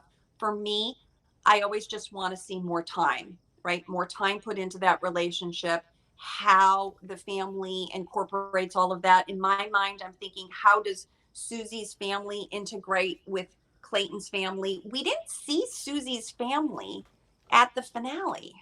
Yeah, that might have been to save the surprise. I'm not really sure. Good point. Yeah. Now, did you at any point think Clayton was going to get back with somebody else as you watched that reveal? Well, I originally thought that it was going to be Rachel because she was so all in. I thought she would take him back. Okay. So I thought there was going to be a breakup. And I had heard rumors that it was Susie, but I thought, oh gosh, I don't know about that. So I just kind of went rogue and said, okay, I think it's going to be Rachel, because I've been watching that connection the whole time. And remember, the producers were playing that up. Yeah, they sure were. I personally thought that it was a stronger connection between Rachel, and I don't read the reality, Steve. I don't want to know the spoilers. So I was just basing it off of body language and what I saw. And I thought that was the stronger connection. But I think when it came to Susie, what I was processing earlier was that the dates that he took her on were more the bachelorette type, right? But the yachts and the gifts, and it was like, so there's a great book. Do you know the John Gray Men Are From Mars, Women Are From Venus? Yeah. So I loved this John Gray quote, and he said, when a man gives you some, let's say you're on a date with a man and you're like, ugh, this wine is awful, it's horrible. The man feels like he's made you that wine himself. Like, he takes it personally. Like, women, be careful of that. But when you say, like, oh my gosh, this is so amazing, it's like, I made that for you myself. Yeah. And so when Clayton's like making Susie happy, I got the sense that that just made him so happy, right? Like, he was like, I'm bringing her this happiness. And he liked the way that made him feel. So I do understand that connection in the end. Susie appears to be an elegant woman who did have her boundaries, and then she really thought about it. And I'm really glad she took the time to do that she seemed, of both of them, the calmer person to kind of process that. And I felt like I really liked that about her. Yeah, I completely agree with you when it comes to, people talk about the fragile male ego, and I go, damn right it's fragile. All we're trying to do is impress the one that we love. I look at my fiance, and sometimes she'll be like, oh, I don't, I'll call her, how's that sandwich I made for you? I want feedback. I want to know that I can provide. I want her to know that I've got value. And we don't always know those things. We can't always vocalize it, but like, you want to feel like you're adding something. And I feel like it's like, what, you can show it with affirmations, of course, but just like you said, it's hard to be criticized, because it's like, what do you mean I'm not good at listening? I'm trying my best. It's like you're immediately going to attack mode, because it's like, I'm doing the best. And so many people don't know how to communicate what that is, or or react so much to criticism that it's like, when you can get the relationship to a place where you trust each other enough to open up, you can then like find out what makes the other person happy, and they can find out how to rub your belly. And it's really something that a lot of relationships, I feel like, don't get off the ground, because they never explore what makes them feel good. And Dave, I'm going to give you one last point, and then I know you got to run too, but I gave an example of my husband and I. One time I was going through a really stressful time, not this time, a different time. And I said, honey, I need more. Right. And he was like, but it's not like I'm out with the guys and doing all this other stuff. And I said, ho. I'm not saying you're not doing enough. I'm saying I'm drowning. And so, women, be careful with your words. And in relationships, another tip is something called the slow start. Okay. So when I'm having a conversation with you, I want to help you know what I need too. So if I call my best friend and I say, hey, Jackie, do you got a minute? I need to vent. Then she knows I'm just venting, versus, hey, I need your advice or your opinion. And if we start conversations by saying what we need, I need more from you, I need more support, I need more understanding, then we're off to a better start in our relationships to just communicate our own needs. And that's what I loved about tonight. Like, the women had time to process that and think clearly through what they needed, what they didn't get. And they stated that. And that is empowering. Yeah. And that's what I think is so beautiful, that a lot of people don't get that, right? Like, if some guy breaks up with you, you also don't get the pleasure of being on national TV and telling him what you think. I think it's empowering to be able to get that kind of closure. I love what Rachel said. I don't have tears for you because I'm pining over you. I felt like I didn't get the chance to say this, and I'm saying it now. That's what I loved. Yeah, it's like a breakup redo. They get to every breakup you're like, I wish I said this, and during her breakup we all watched her in Iceland. She was still in the process of maybe denial. I don't know what she was in, and now she's able to process the anger she felt from being put in a situation like that. Yeah, I think it's a decent format that they have, as long as we as an audience realize we're kind of ganging up on them, and we just like we need to watch it more like in a fishbowl. And this whole parasocial, like the fact that we can react with them, every contestant should be able to hit a button where they close off their DMs for the year. They really should. And then all their problems would go away. All their problems would go away if they turn off their DMs. Well, so I love Clubhouse where it says, silently leaving, I think, or something, right? Is that? Yeah. What is it? It's silently, yeah, like I'm leaving the conversation, right? I like that too. I do agree. And I think the advice even Caitlin gave to Clayton, turn off the DMs, don't read it, don't listen to it. But we all care. We don't want to be hurt. And I myself, I even admitted, and I put a comment on your post, I was a little fresh off that too, and I had strong feelings. And sometimes we get more information, we listen to things, we slow down, we process. It's going to take everybody a little bit to process this ending too. And that's why I say we all just need more time, more breath. I do think I love that we are left with knowing who the Bachelorettes are. That feels the most satisfying to me. Yeah. Right. So that I don't have to wait for another announcement. I feel like that was a nice way to kind of work that all through. But that couple, we'll see what happens to them. I really do. I always want the couple to be happy, right? Nobody wants to see somebody with no one. Absolutely. Yeah, I like that they all kind of won. They all got something out of it. So if Gabby got Bachelorette and Rachel was left there, we'd be like, oh boy, she got stiffed. But they're all getting a good shot at it, and that's important. Exactly. Yeah. And people were asking me, my YouTube channel is Rose Therapy. And I just posted from last night. I'll post again a recap. And my Instagram is Back to Love Doc. And I do help people with their attachment styles. Dave, I have online courses.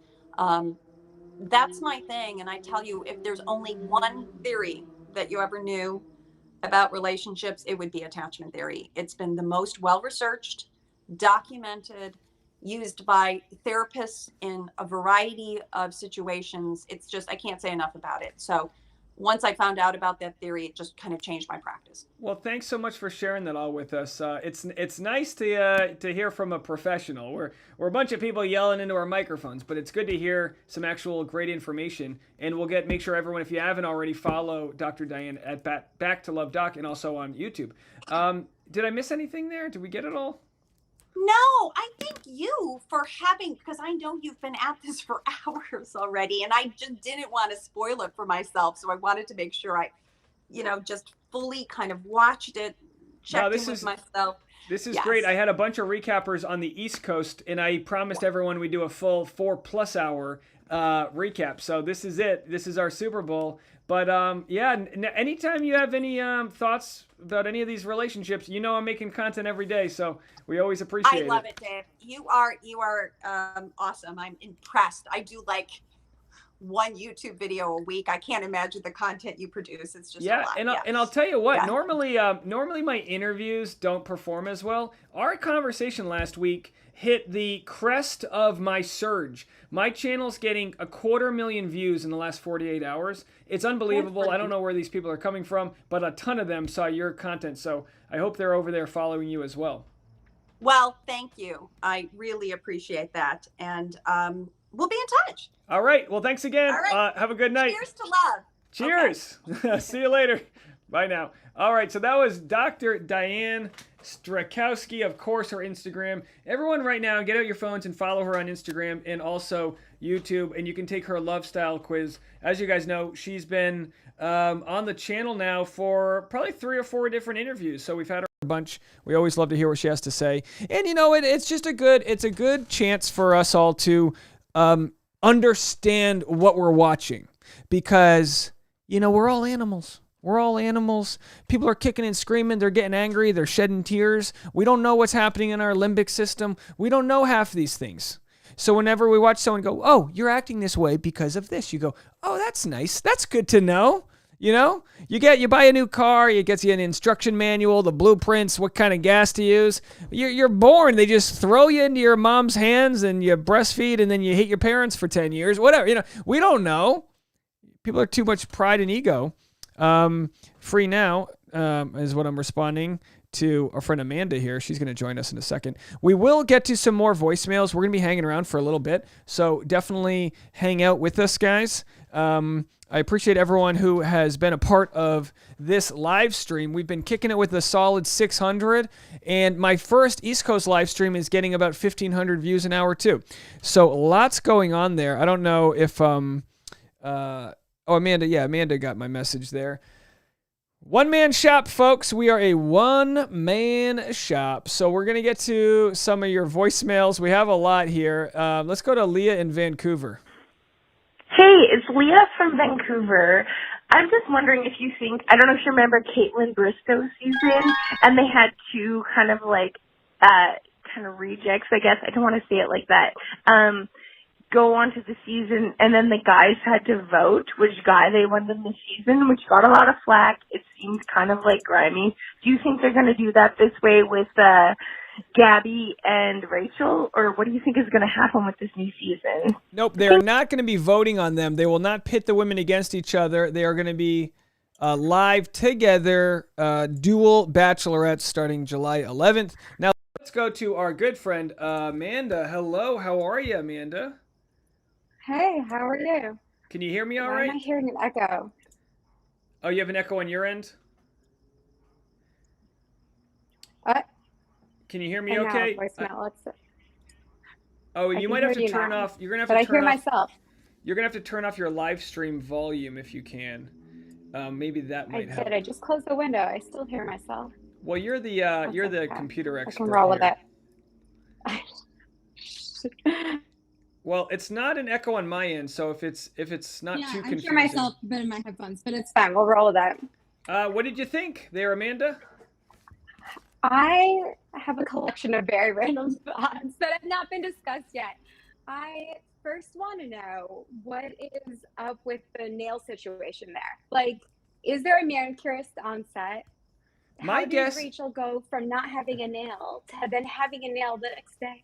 Yeah, my guess, they don't really, only the leads get styled. So my guess is they have a hair and makeup person that might assist with nails, but I'm assuming that's on them. Ladies have lots of, you break up with somebody, you lose a nail, you got a hanging chat off your eyelid. I mean, a lot going on there with Rachel. Poor lady. I think everyone in the chat needs to give me solutions then, because I don't think I've ever had a manicure last that long. So unless they're like stick-ons, I don't know how that works. What's your go-to for a date? Do you have to get manicures and hair did? I mean, it just seems like a lot. It seems like a lot of pressure to get out there. There's usually some manicures involved. Ironically, I keep thinking I'm going to find Claire because we go to the same nail salon. Oh, you go to the same Sacramento. I keep seeing we keep hosting the same place. So I'm waiting one day. Mm-hmm. Well, by the way, she's looking fantastic these days. She's been talking. Did you see Nick Vial? Oh, sorry. No. Did you see Nick posted that she's single last night?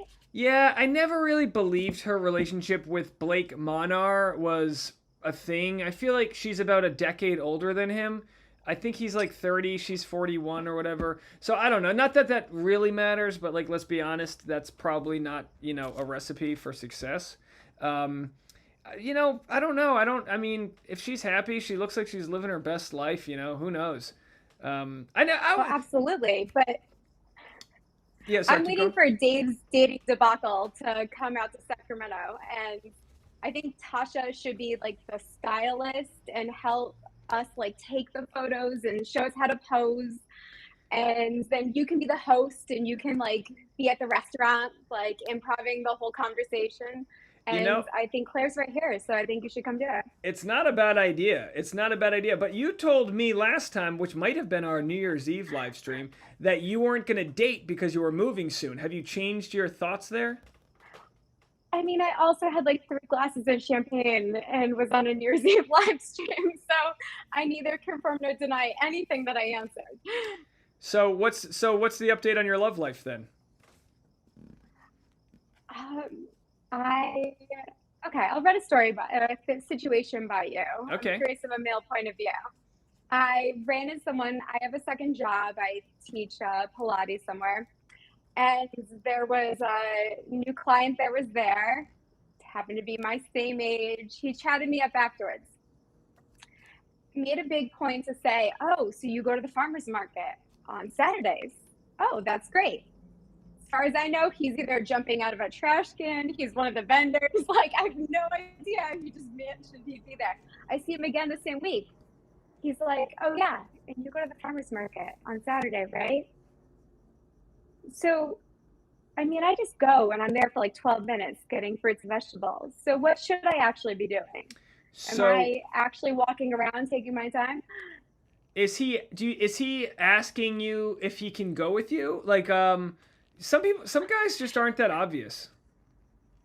It's like the most random thing. I can't tell if it's because it's technically my work and there's other people around or what the situation is, but like he keeps mentioning that I go to the farmer's market. All right, here's what you got to do. You got to find an obscure fruit.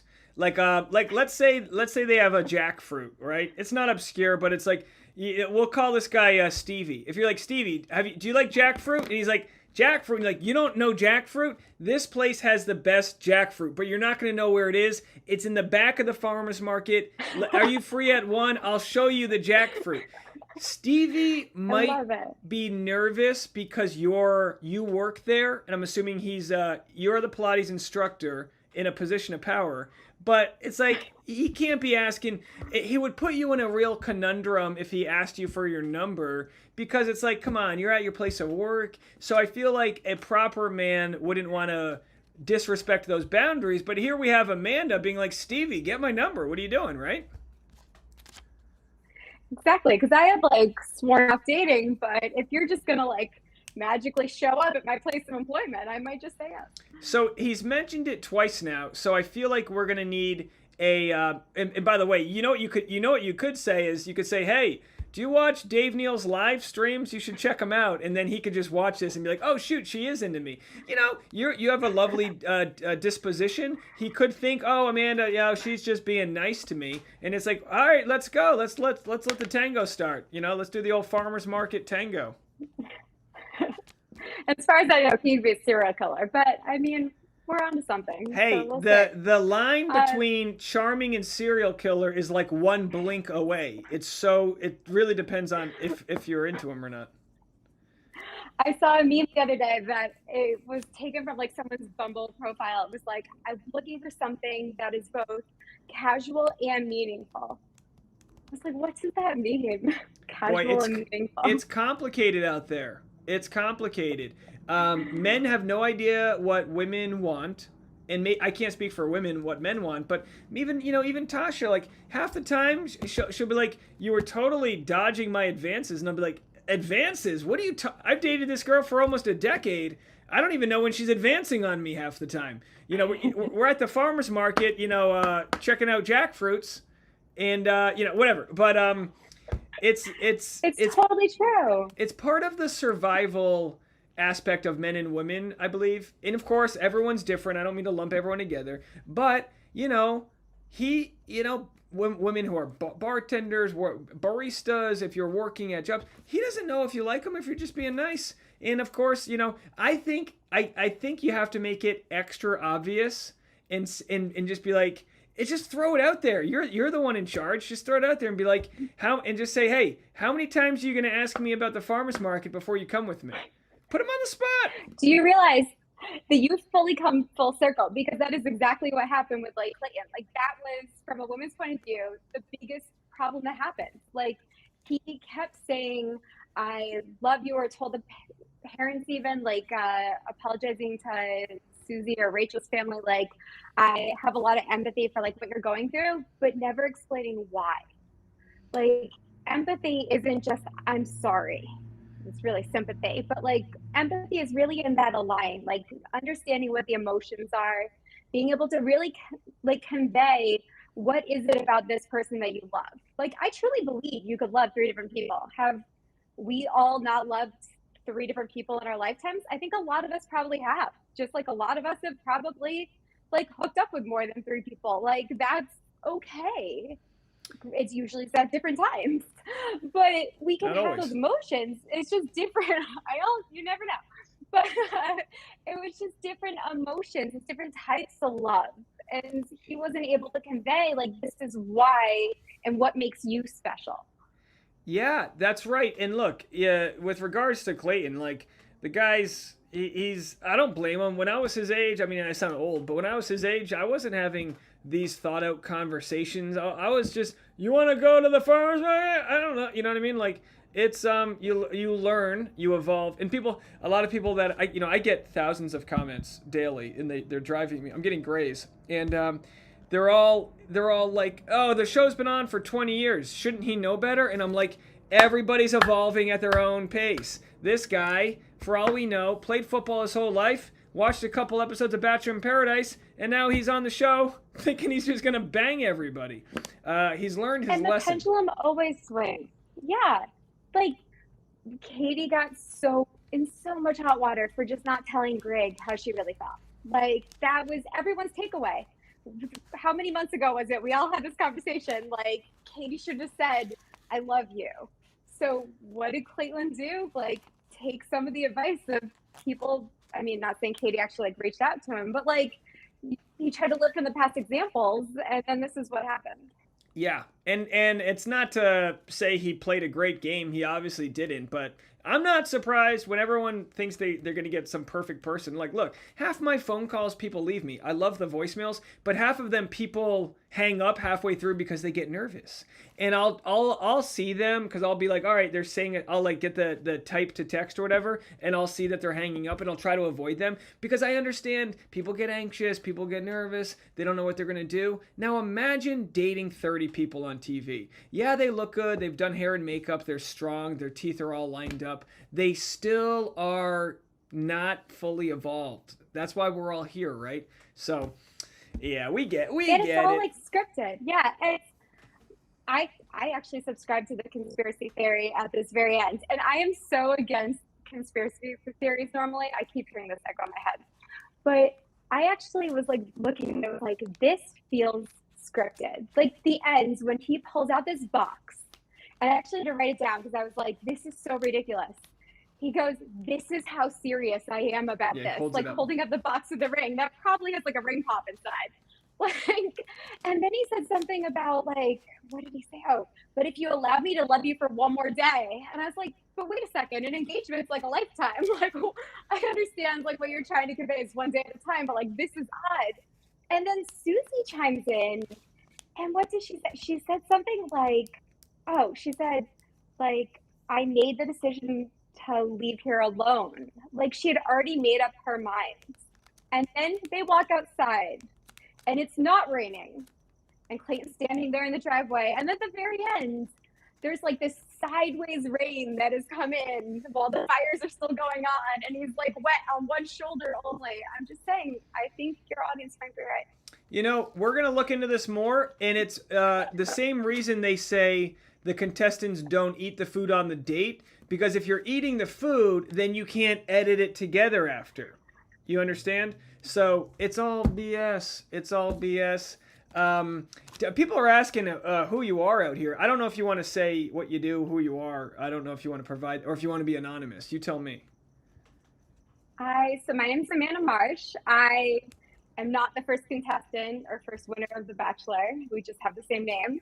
And I met Dave Neal because he kept talking about his computer problems he was having. And I finally caved and was like, I need to help you.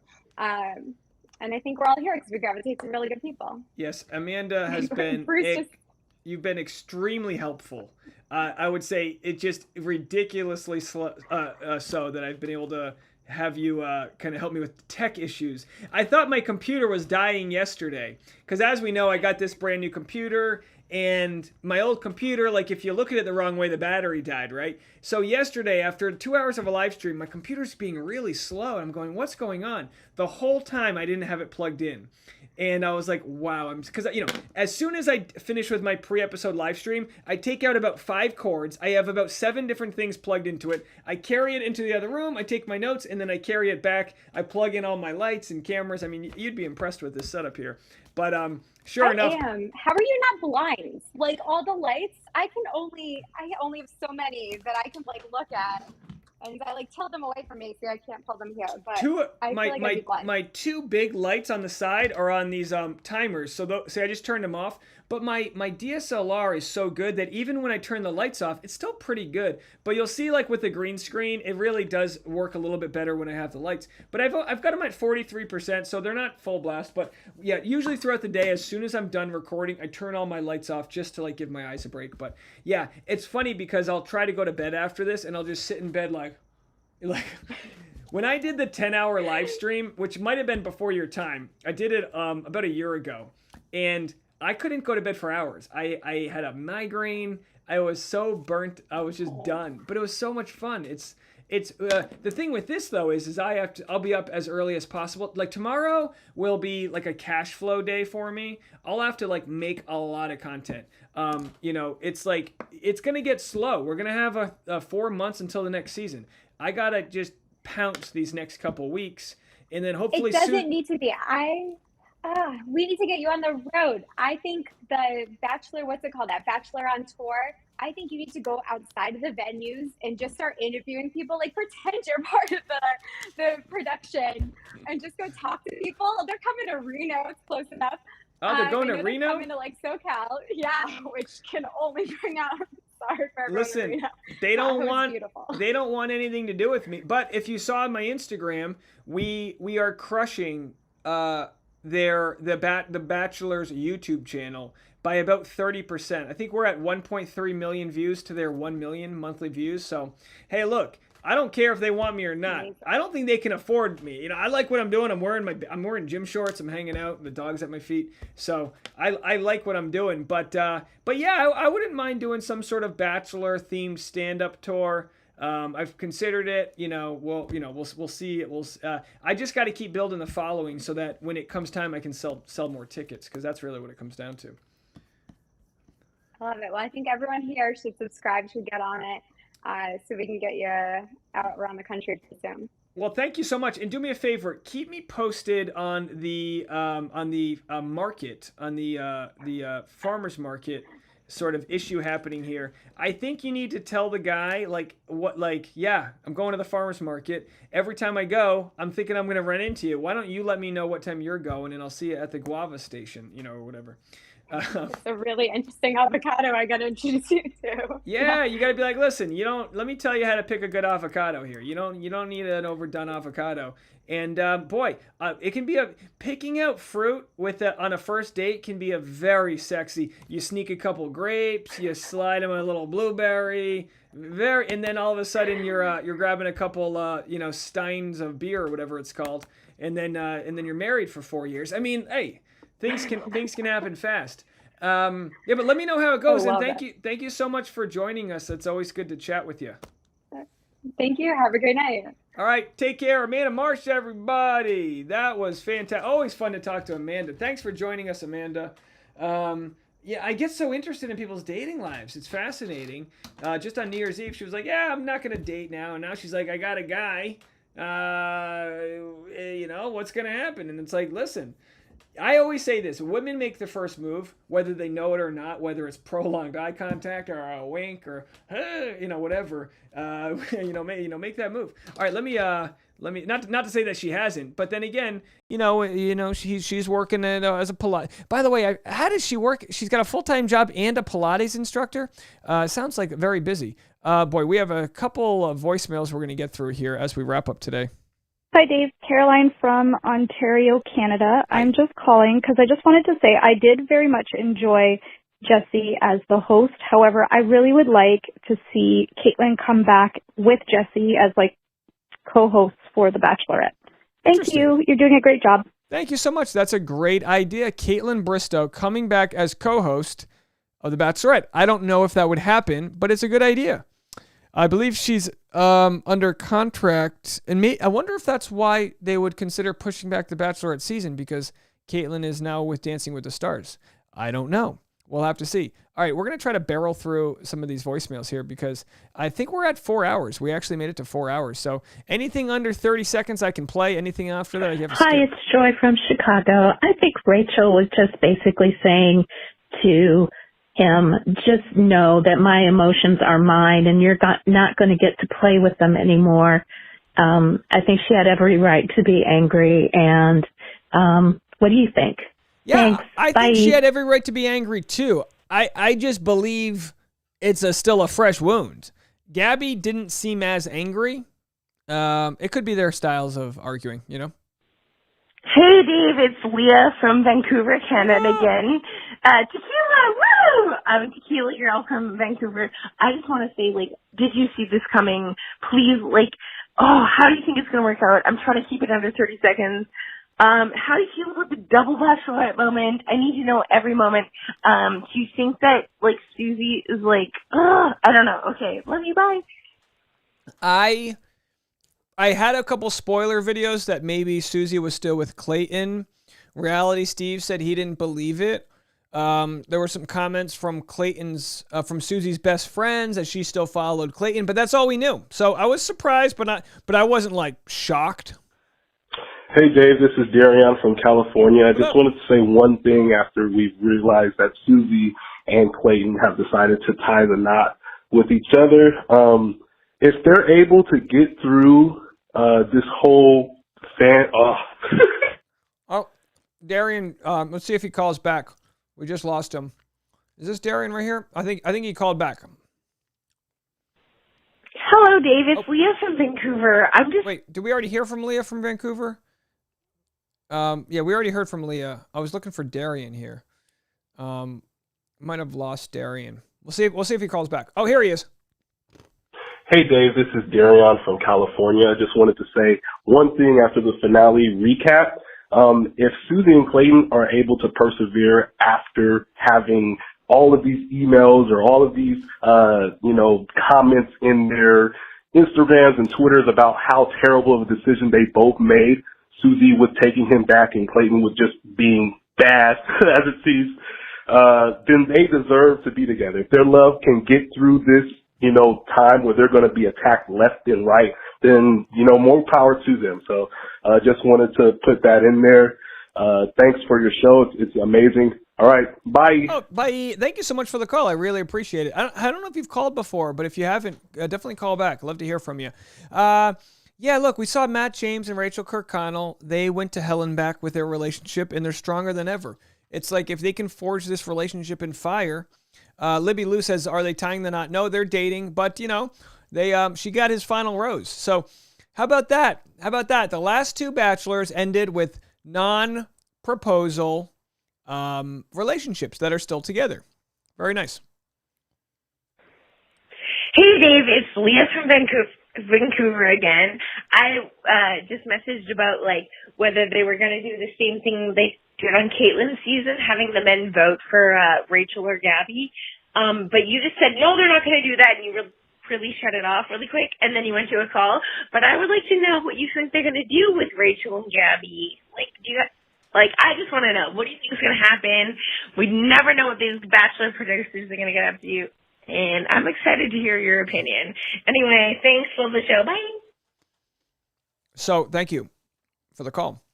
My thought is, and we talked about this earlier with Reality Steve, my thought is that Rachel and Gabby will give out roses the first half of the season as a group, not who they individually choose. So say both are into Steve. Gabby gives one to Steve, Rachel gives one to so-and-so. I don't think that rose is going to mean I'm yours. I think it'll be communal to start, and then somewhere halfway through they'll start to get to their individual matches. But I could see how that wouldn't work. Imagine if Rachel wants to keep this guy that's kind of weird and to Gabby, but Rachel really likes him, So maybe they, because it's like a Venn diagram. They're going to be into the same people, so it's going to require a lot of communication to see who they give their roses to. Hey Dave, it's Alex from Vancouver. Double breakups, double bachelorettes, double trouble. What are you snacking on? What are you drinking? And do you think that Susie and Clayton are made for the long run? I think you look a lot like Dak Shepard and Zach Braff kind of mixed together. I get that a lot. You're awesome. Keep on keeping on. Thanks, this is Alex from Vancouver. I just have some like trail mix, and then I was drinking a Coke Zero, which I just finished, and I'm not gonna drink this. I had this iced coffee earlier. I'm not gonna drink it, although oh boy, it would be good. I'll have one little sip. I'm not gonna be able to go to bed tonight.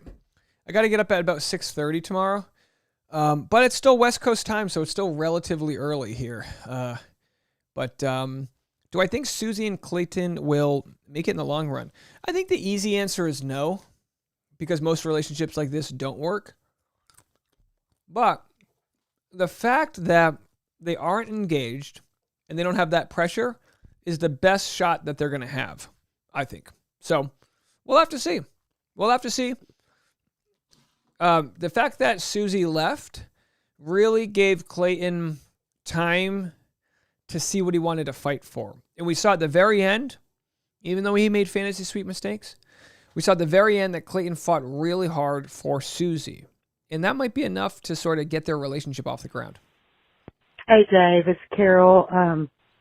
I live in Arizona from Arkansas. We talked about that last time. But I was just talking about the finale. I had a lot to say before that, but then I saw the finale and I was like, why is Marissa, Deandra, Serene, Shanae, I think Demi might have been there. Demi was there. Like, did Gabby and Rachel really not know that they were going to be a double? I don't know. It just all seemed very contrived, and we all know it's super extra produced, but that part kind of rubbed me the wrong way. I don't know. But your content got me hooked on all this. Oh, good. And anything else I had to say, I forgot. So take care of yourself, Dave. Love your content. Carol in Arizona from Arkansas. Thank you so much. Yeah, I don't know if the ladies, I guess they both knew they were Bachelorette because we saw the promo video. But I kind of thought the promo video might have been from Clayton's season of The Bachelor. Like I thought they took the old videos. So the ladies might not have known. I don't know. Buzzer says, love your videos, Dave. Can someone give me a 1-minute recap? All right, Buzzer, I already did this. I'll do it one more time.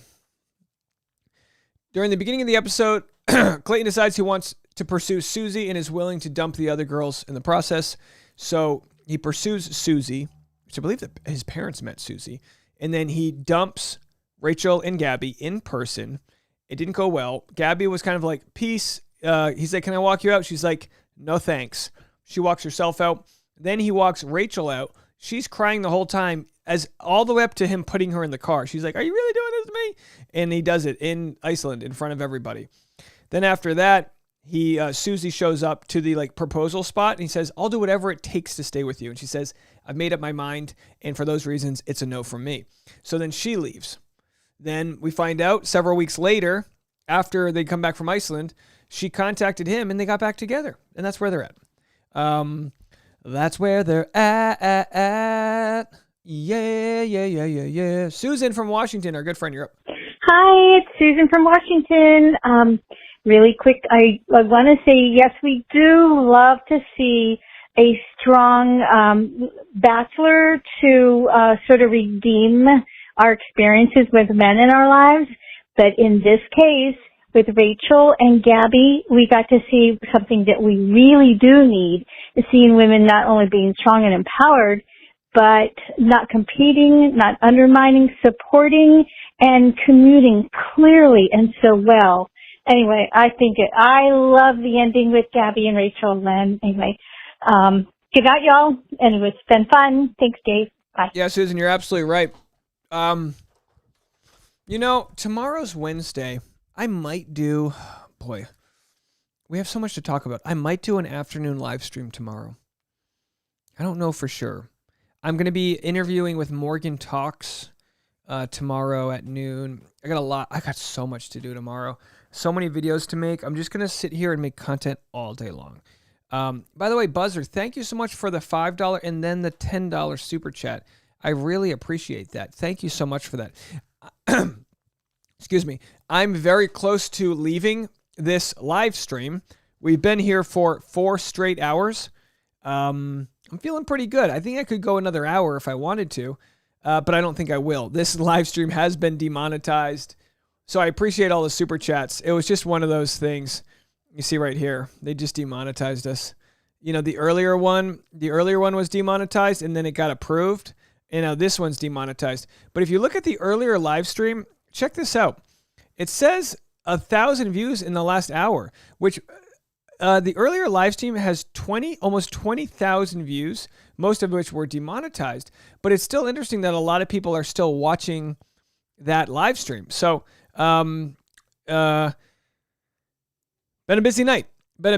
I did want to check up and give you guys a little analytic report here. I wanted to check up on how many views we're at. Oh, we're so close. Look at that. We're not quite there. I thought we might get to 250,000 views in the last 2 days. We're at 237,000. My guess is that these are views from Sunday, which kind of got, Sunday views got very low actually, because I didn't make a video that day. And then Monday, of course, took off huge. My biggest day ever was Monday's live stream at 13,000 views. And then tonight, we squashed that with almost 16,000 views in 1 hour. So we in a couple hours, this number might creep up to 250,000 views. Stir Crazy says, why was it demonetized? Sometimes it's because somebody will swear in a voicemail. I hate to say it, but it's usually when someone swears. YouTube can analyze your audio and during the live stream, and they'll decide whether or not a live stream is good or not. I try my best to prevent or bleep out swearing, but it happens, and I don't blame you guys. It just happens. So what can you do? Oh my God! Oh, Buzzer, you're too kind. You're too kind. I'm not. I wasn't trying to, ask for your charity. She says, hope this helps a bit. It's fantastic. Thank you so much. You guys are really kind. Maybe I'll share if we get to 250,000 as a 2-day total, I definitely want to share that. I think that'll be the highest we've ever had. But like I said, I think I'm kind of on the way out here. Let me see if there's anything else I can share with you guys. But it's going to take me a little while to get to sleep tonight, just because it was so wild. Oh, how funny is this? Bachelor Data, who we interviewed earlier, Susanna, says total uses of like by episode. Yeah, Clayton had a lot of likes the last couple episodes. He did a lot of explaining. What a funny stat for them to keep. All right, folks. Well, unless there's anything I'm missing. Oh, Peggy said, what's the new sub count, Dave? I just got to make sure I got to drink some tea and honey or something because I got to make sure my voice is okay for tomorrow. Here's the new sub count, 54,000. Oh, 207. Should I stick around till we get to 54,250? Is that too much to ask? I'm kind of tired, to be honest. So I think that might be too much to ask. But how about this? If we can get to 230, you know what? I'm gonna do a couple countdowns, all right? Because we still have 508 people in the chat. So if we can get to, I'm gonna do a 10-minute countdown. If we can get to 54,225 in the next 10 minutes, I'll keep going. Does that make sense? I don't even know if I want to do that. Just hit the subscribe button. How about that? Our goal was to get up to 54,251, which is the capacity of Yankee Stadium. But we'll have to see if we can go there. Go to some Twitter. Do we miss anything? Some retweets on Twitter. Kelly John says, thanks so much, D. Neals, for having me on your live stream to chat about the Bachelor finale. Yeah, look at that. 1,800 people when Kelly Johns was in the live stream. How fun is that? for all of us. And is anyone in the live stream that was here from the beginning? Who's stuck around for the last 4 hours? I'd love to hear from you guys. Sarai said, did my voicemail get played? I believe it did. I believe we played everyone's voicemails. Casey Coots says, get some rest. Yeah, I think I'm going to get some rest. You could tell when I said, if this gets to 54,200, it's kind of like feeling like I wasn't going to last. Let's just see if we have any last, sorry about that. Let's see if we have any last voicemails. 13-second voicemail here. Hey, Dave, it's Carol from Arizona again. I just want you to be vulnerable, get your clarity, and at the end of the day, it is what it is. So, bye. You cut the crap. Love it. Love the platitudes you offer us. Thank you so much. Rosa, Plum's mom, Layla, Casey, Elise, TJ, Kay, Jennifer. Thank you all so much. Amanda says, as a Red Sox fan, I don't support this Yankee Stadium comparison. Well, I'm a Red Sox fan too, but I was looking for a stadium that was within reach here. So of course, I'm going to turn off this ticker. We're not going to do it. So 254,251. Yeah, we're just not going to get there right now. That's okay. I can kind of feel my voice going. So let's wrap it up. And if I can, I'll try to get I'll try to do an afternoon live stream tomorrow just to wrap it up because I know we have so much to talk about. Veronica said she played some Animal Crossing but was mostly here. Kim, I'm trying to pronounce this. Kim Zermiak? Kim Zermiak is here. Hey, super chat to everybody who stuck around. You guys have all been fantastic. I can't believe how many people we had in the earlier video. Maybe next time I don't. Oh, we got a new super chat. Maybe next time I keep when a live stream gets demonetized, I don't end it because we really did lose a lot of momentum there. We had so many people watching. But, hey, what can you do? People are still watching the old live stream. So whether they're watching it live or after, it doesn't really matter. Kim Zermiak says, I left a voicemail, 306 number. I don't know if, how long ago did you leave a voicemail, Kim? You've been here the whole time. I want to make sure I play it. I don't see a 306 number. But let me see. It must be from a while ago. I wish I had a better way of searching this here. Let me know how long ago you left the 306 number. I see a 310. Oh my gosh, so many. I see a 312. There's another 310. Oh, there's so many messages I didn't get to earlier. Here. Is this it? Hey, Kim from Saskatoon here. I left you 2 non-coherent messages before the show. And one of them was literally predicting this ending, that if they did a team breakup with Gabby and Rachel, that they should make them team bachelorettes and really do it like the whole way, not a weird competition at the beginning. And I just can't believe they really did it. And you know what? All the power to Susie and Clayton. Do I think it's going to work out? We'll see. But like you said, all winners, baby. Let's go. I'm so excited for just the dichotomy, the Betty and Veronica that is Rachel and Gabby. Let's go.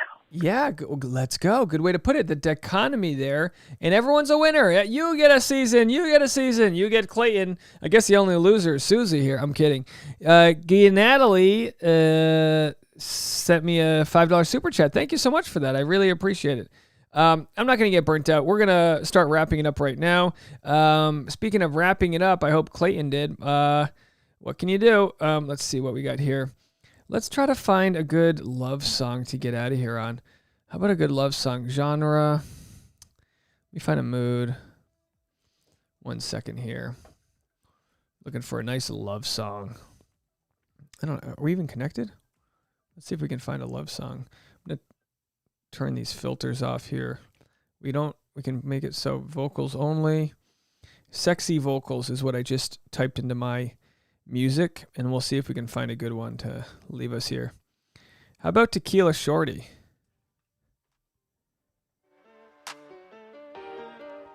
Oh, shit.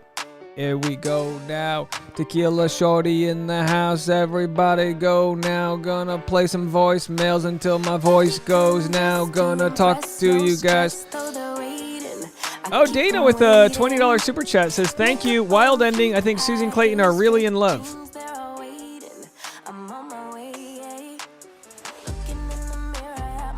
Here we go. Thank you, Dana. I really appreciate that.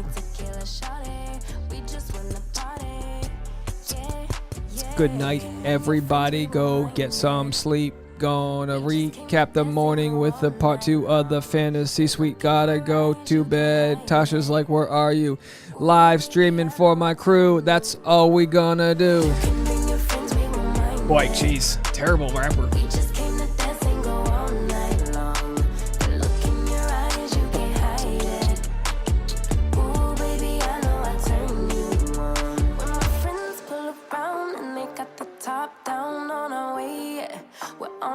Bye.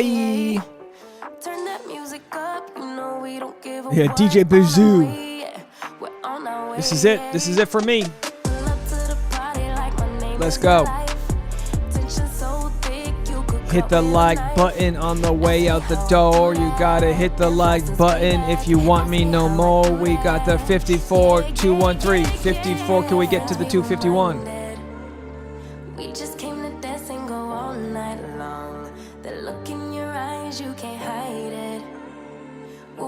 Thanks for being a part of the chat, Veronica, Layla Sarai, Susie M, Sophia from Montreal, kicking it with that poutine, Angels checking it, Teresa.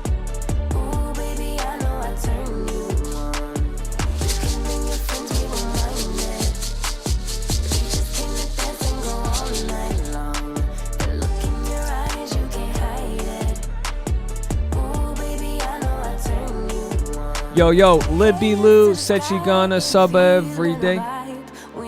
Bella says, what's Dave's Twitter handle? It's the same as my Instagram. Here we go, everybody knows it's time to go. You don't have to stay here, but you have to go, gotta go. I gotta brush my teeth, I ate too many nuts. I also had 2 Diet Cokes and a full-on cup of coffee. I had 3 cups of coffee. This is it, folks.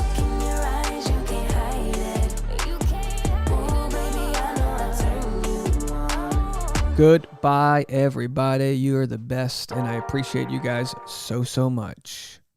Hours and hours of digressive observations. And you think, who sits through this? This is going to be on Dave Neal. But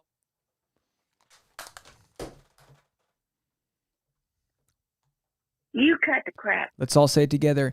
Bye. Be careful who you bang. Thank you, everyone, for the super chats. Much appreciated. Have a good night. We'll see you first thing tomorrow morning. And if we have a good day, maybe we'll do an afternoon live stream. Bye, everybody.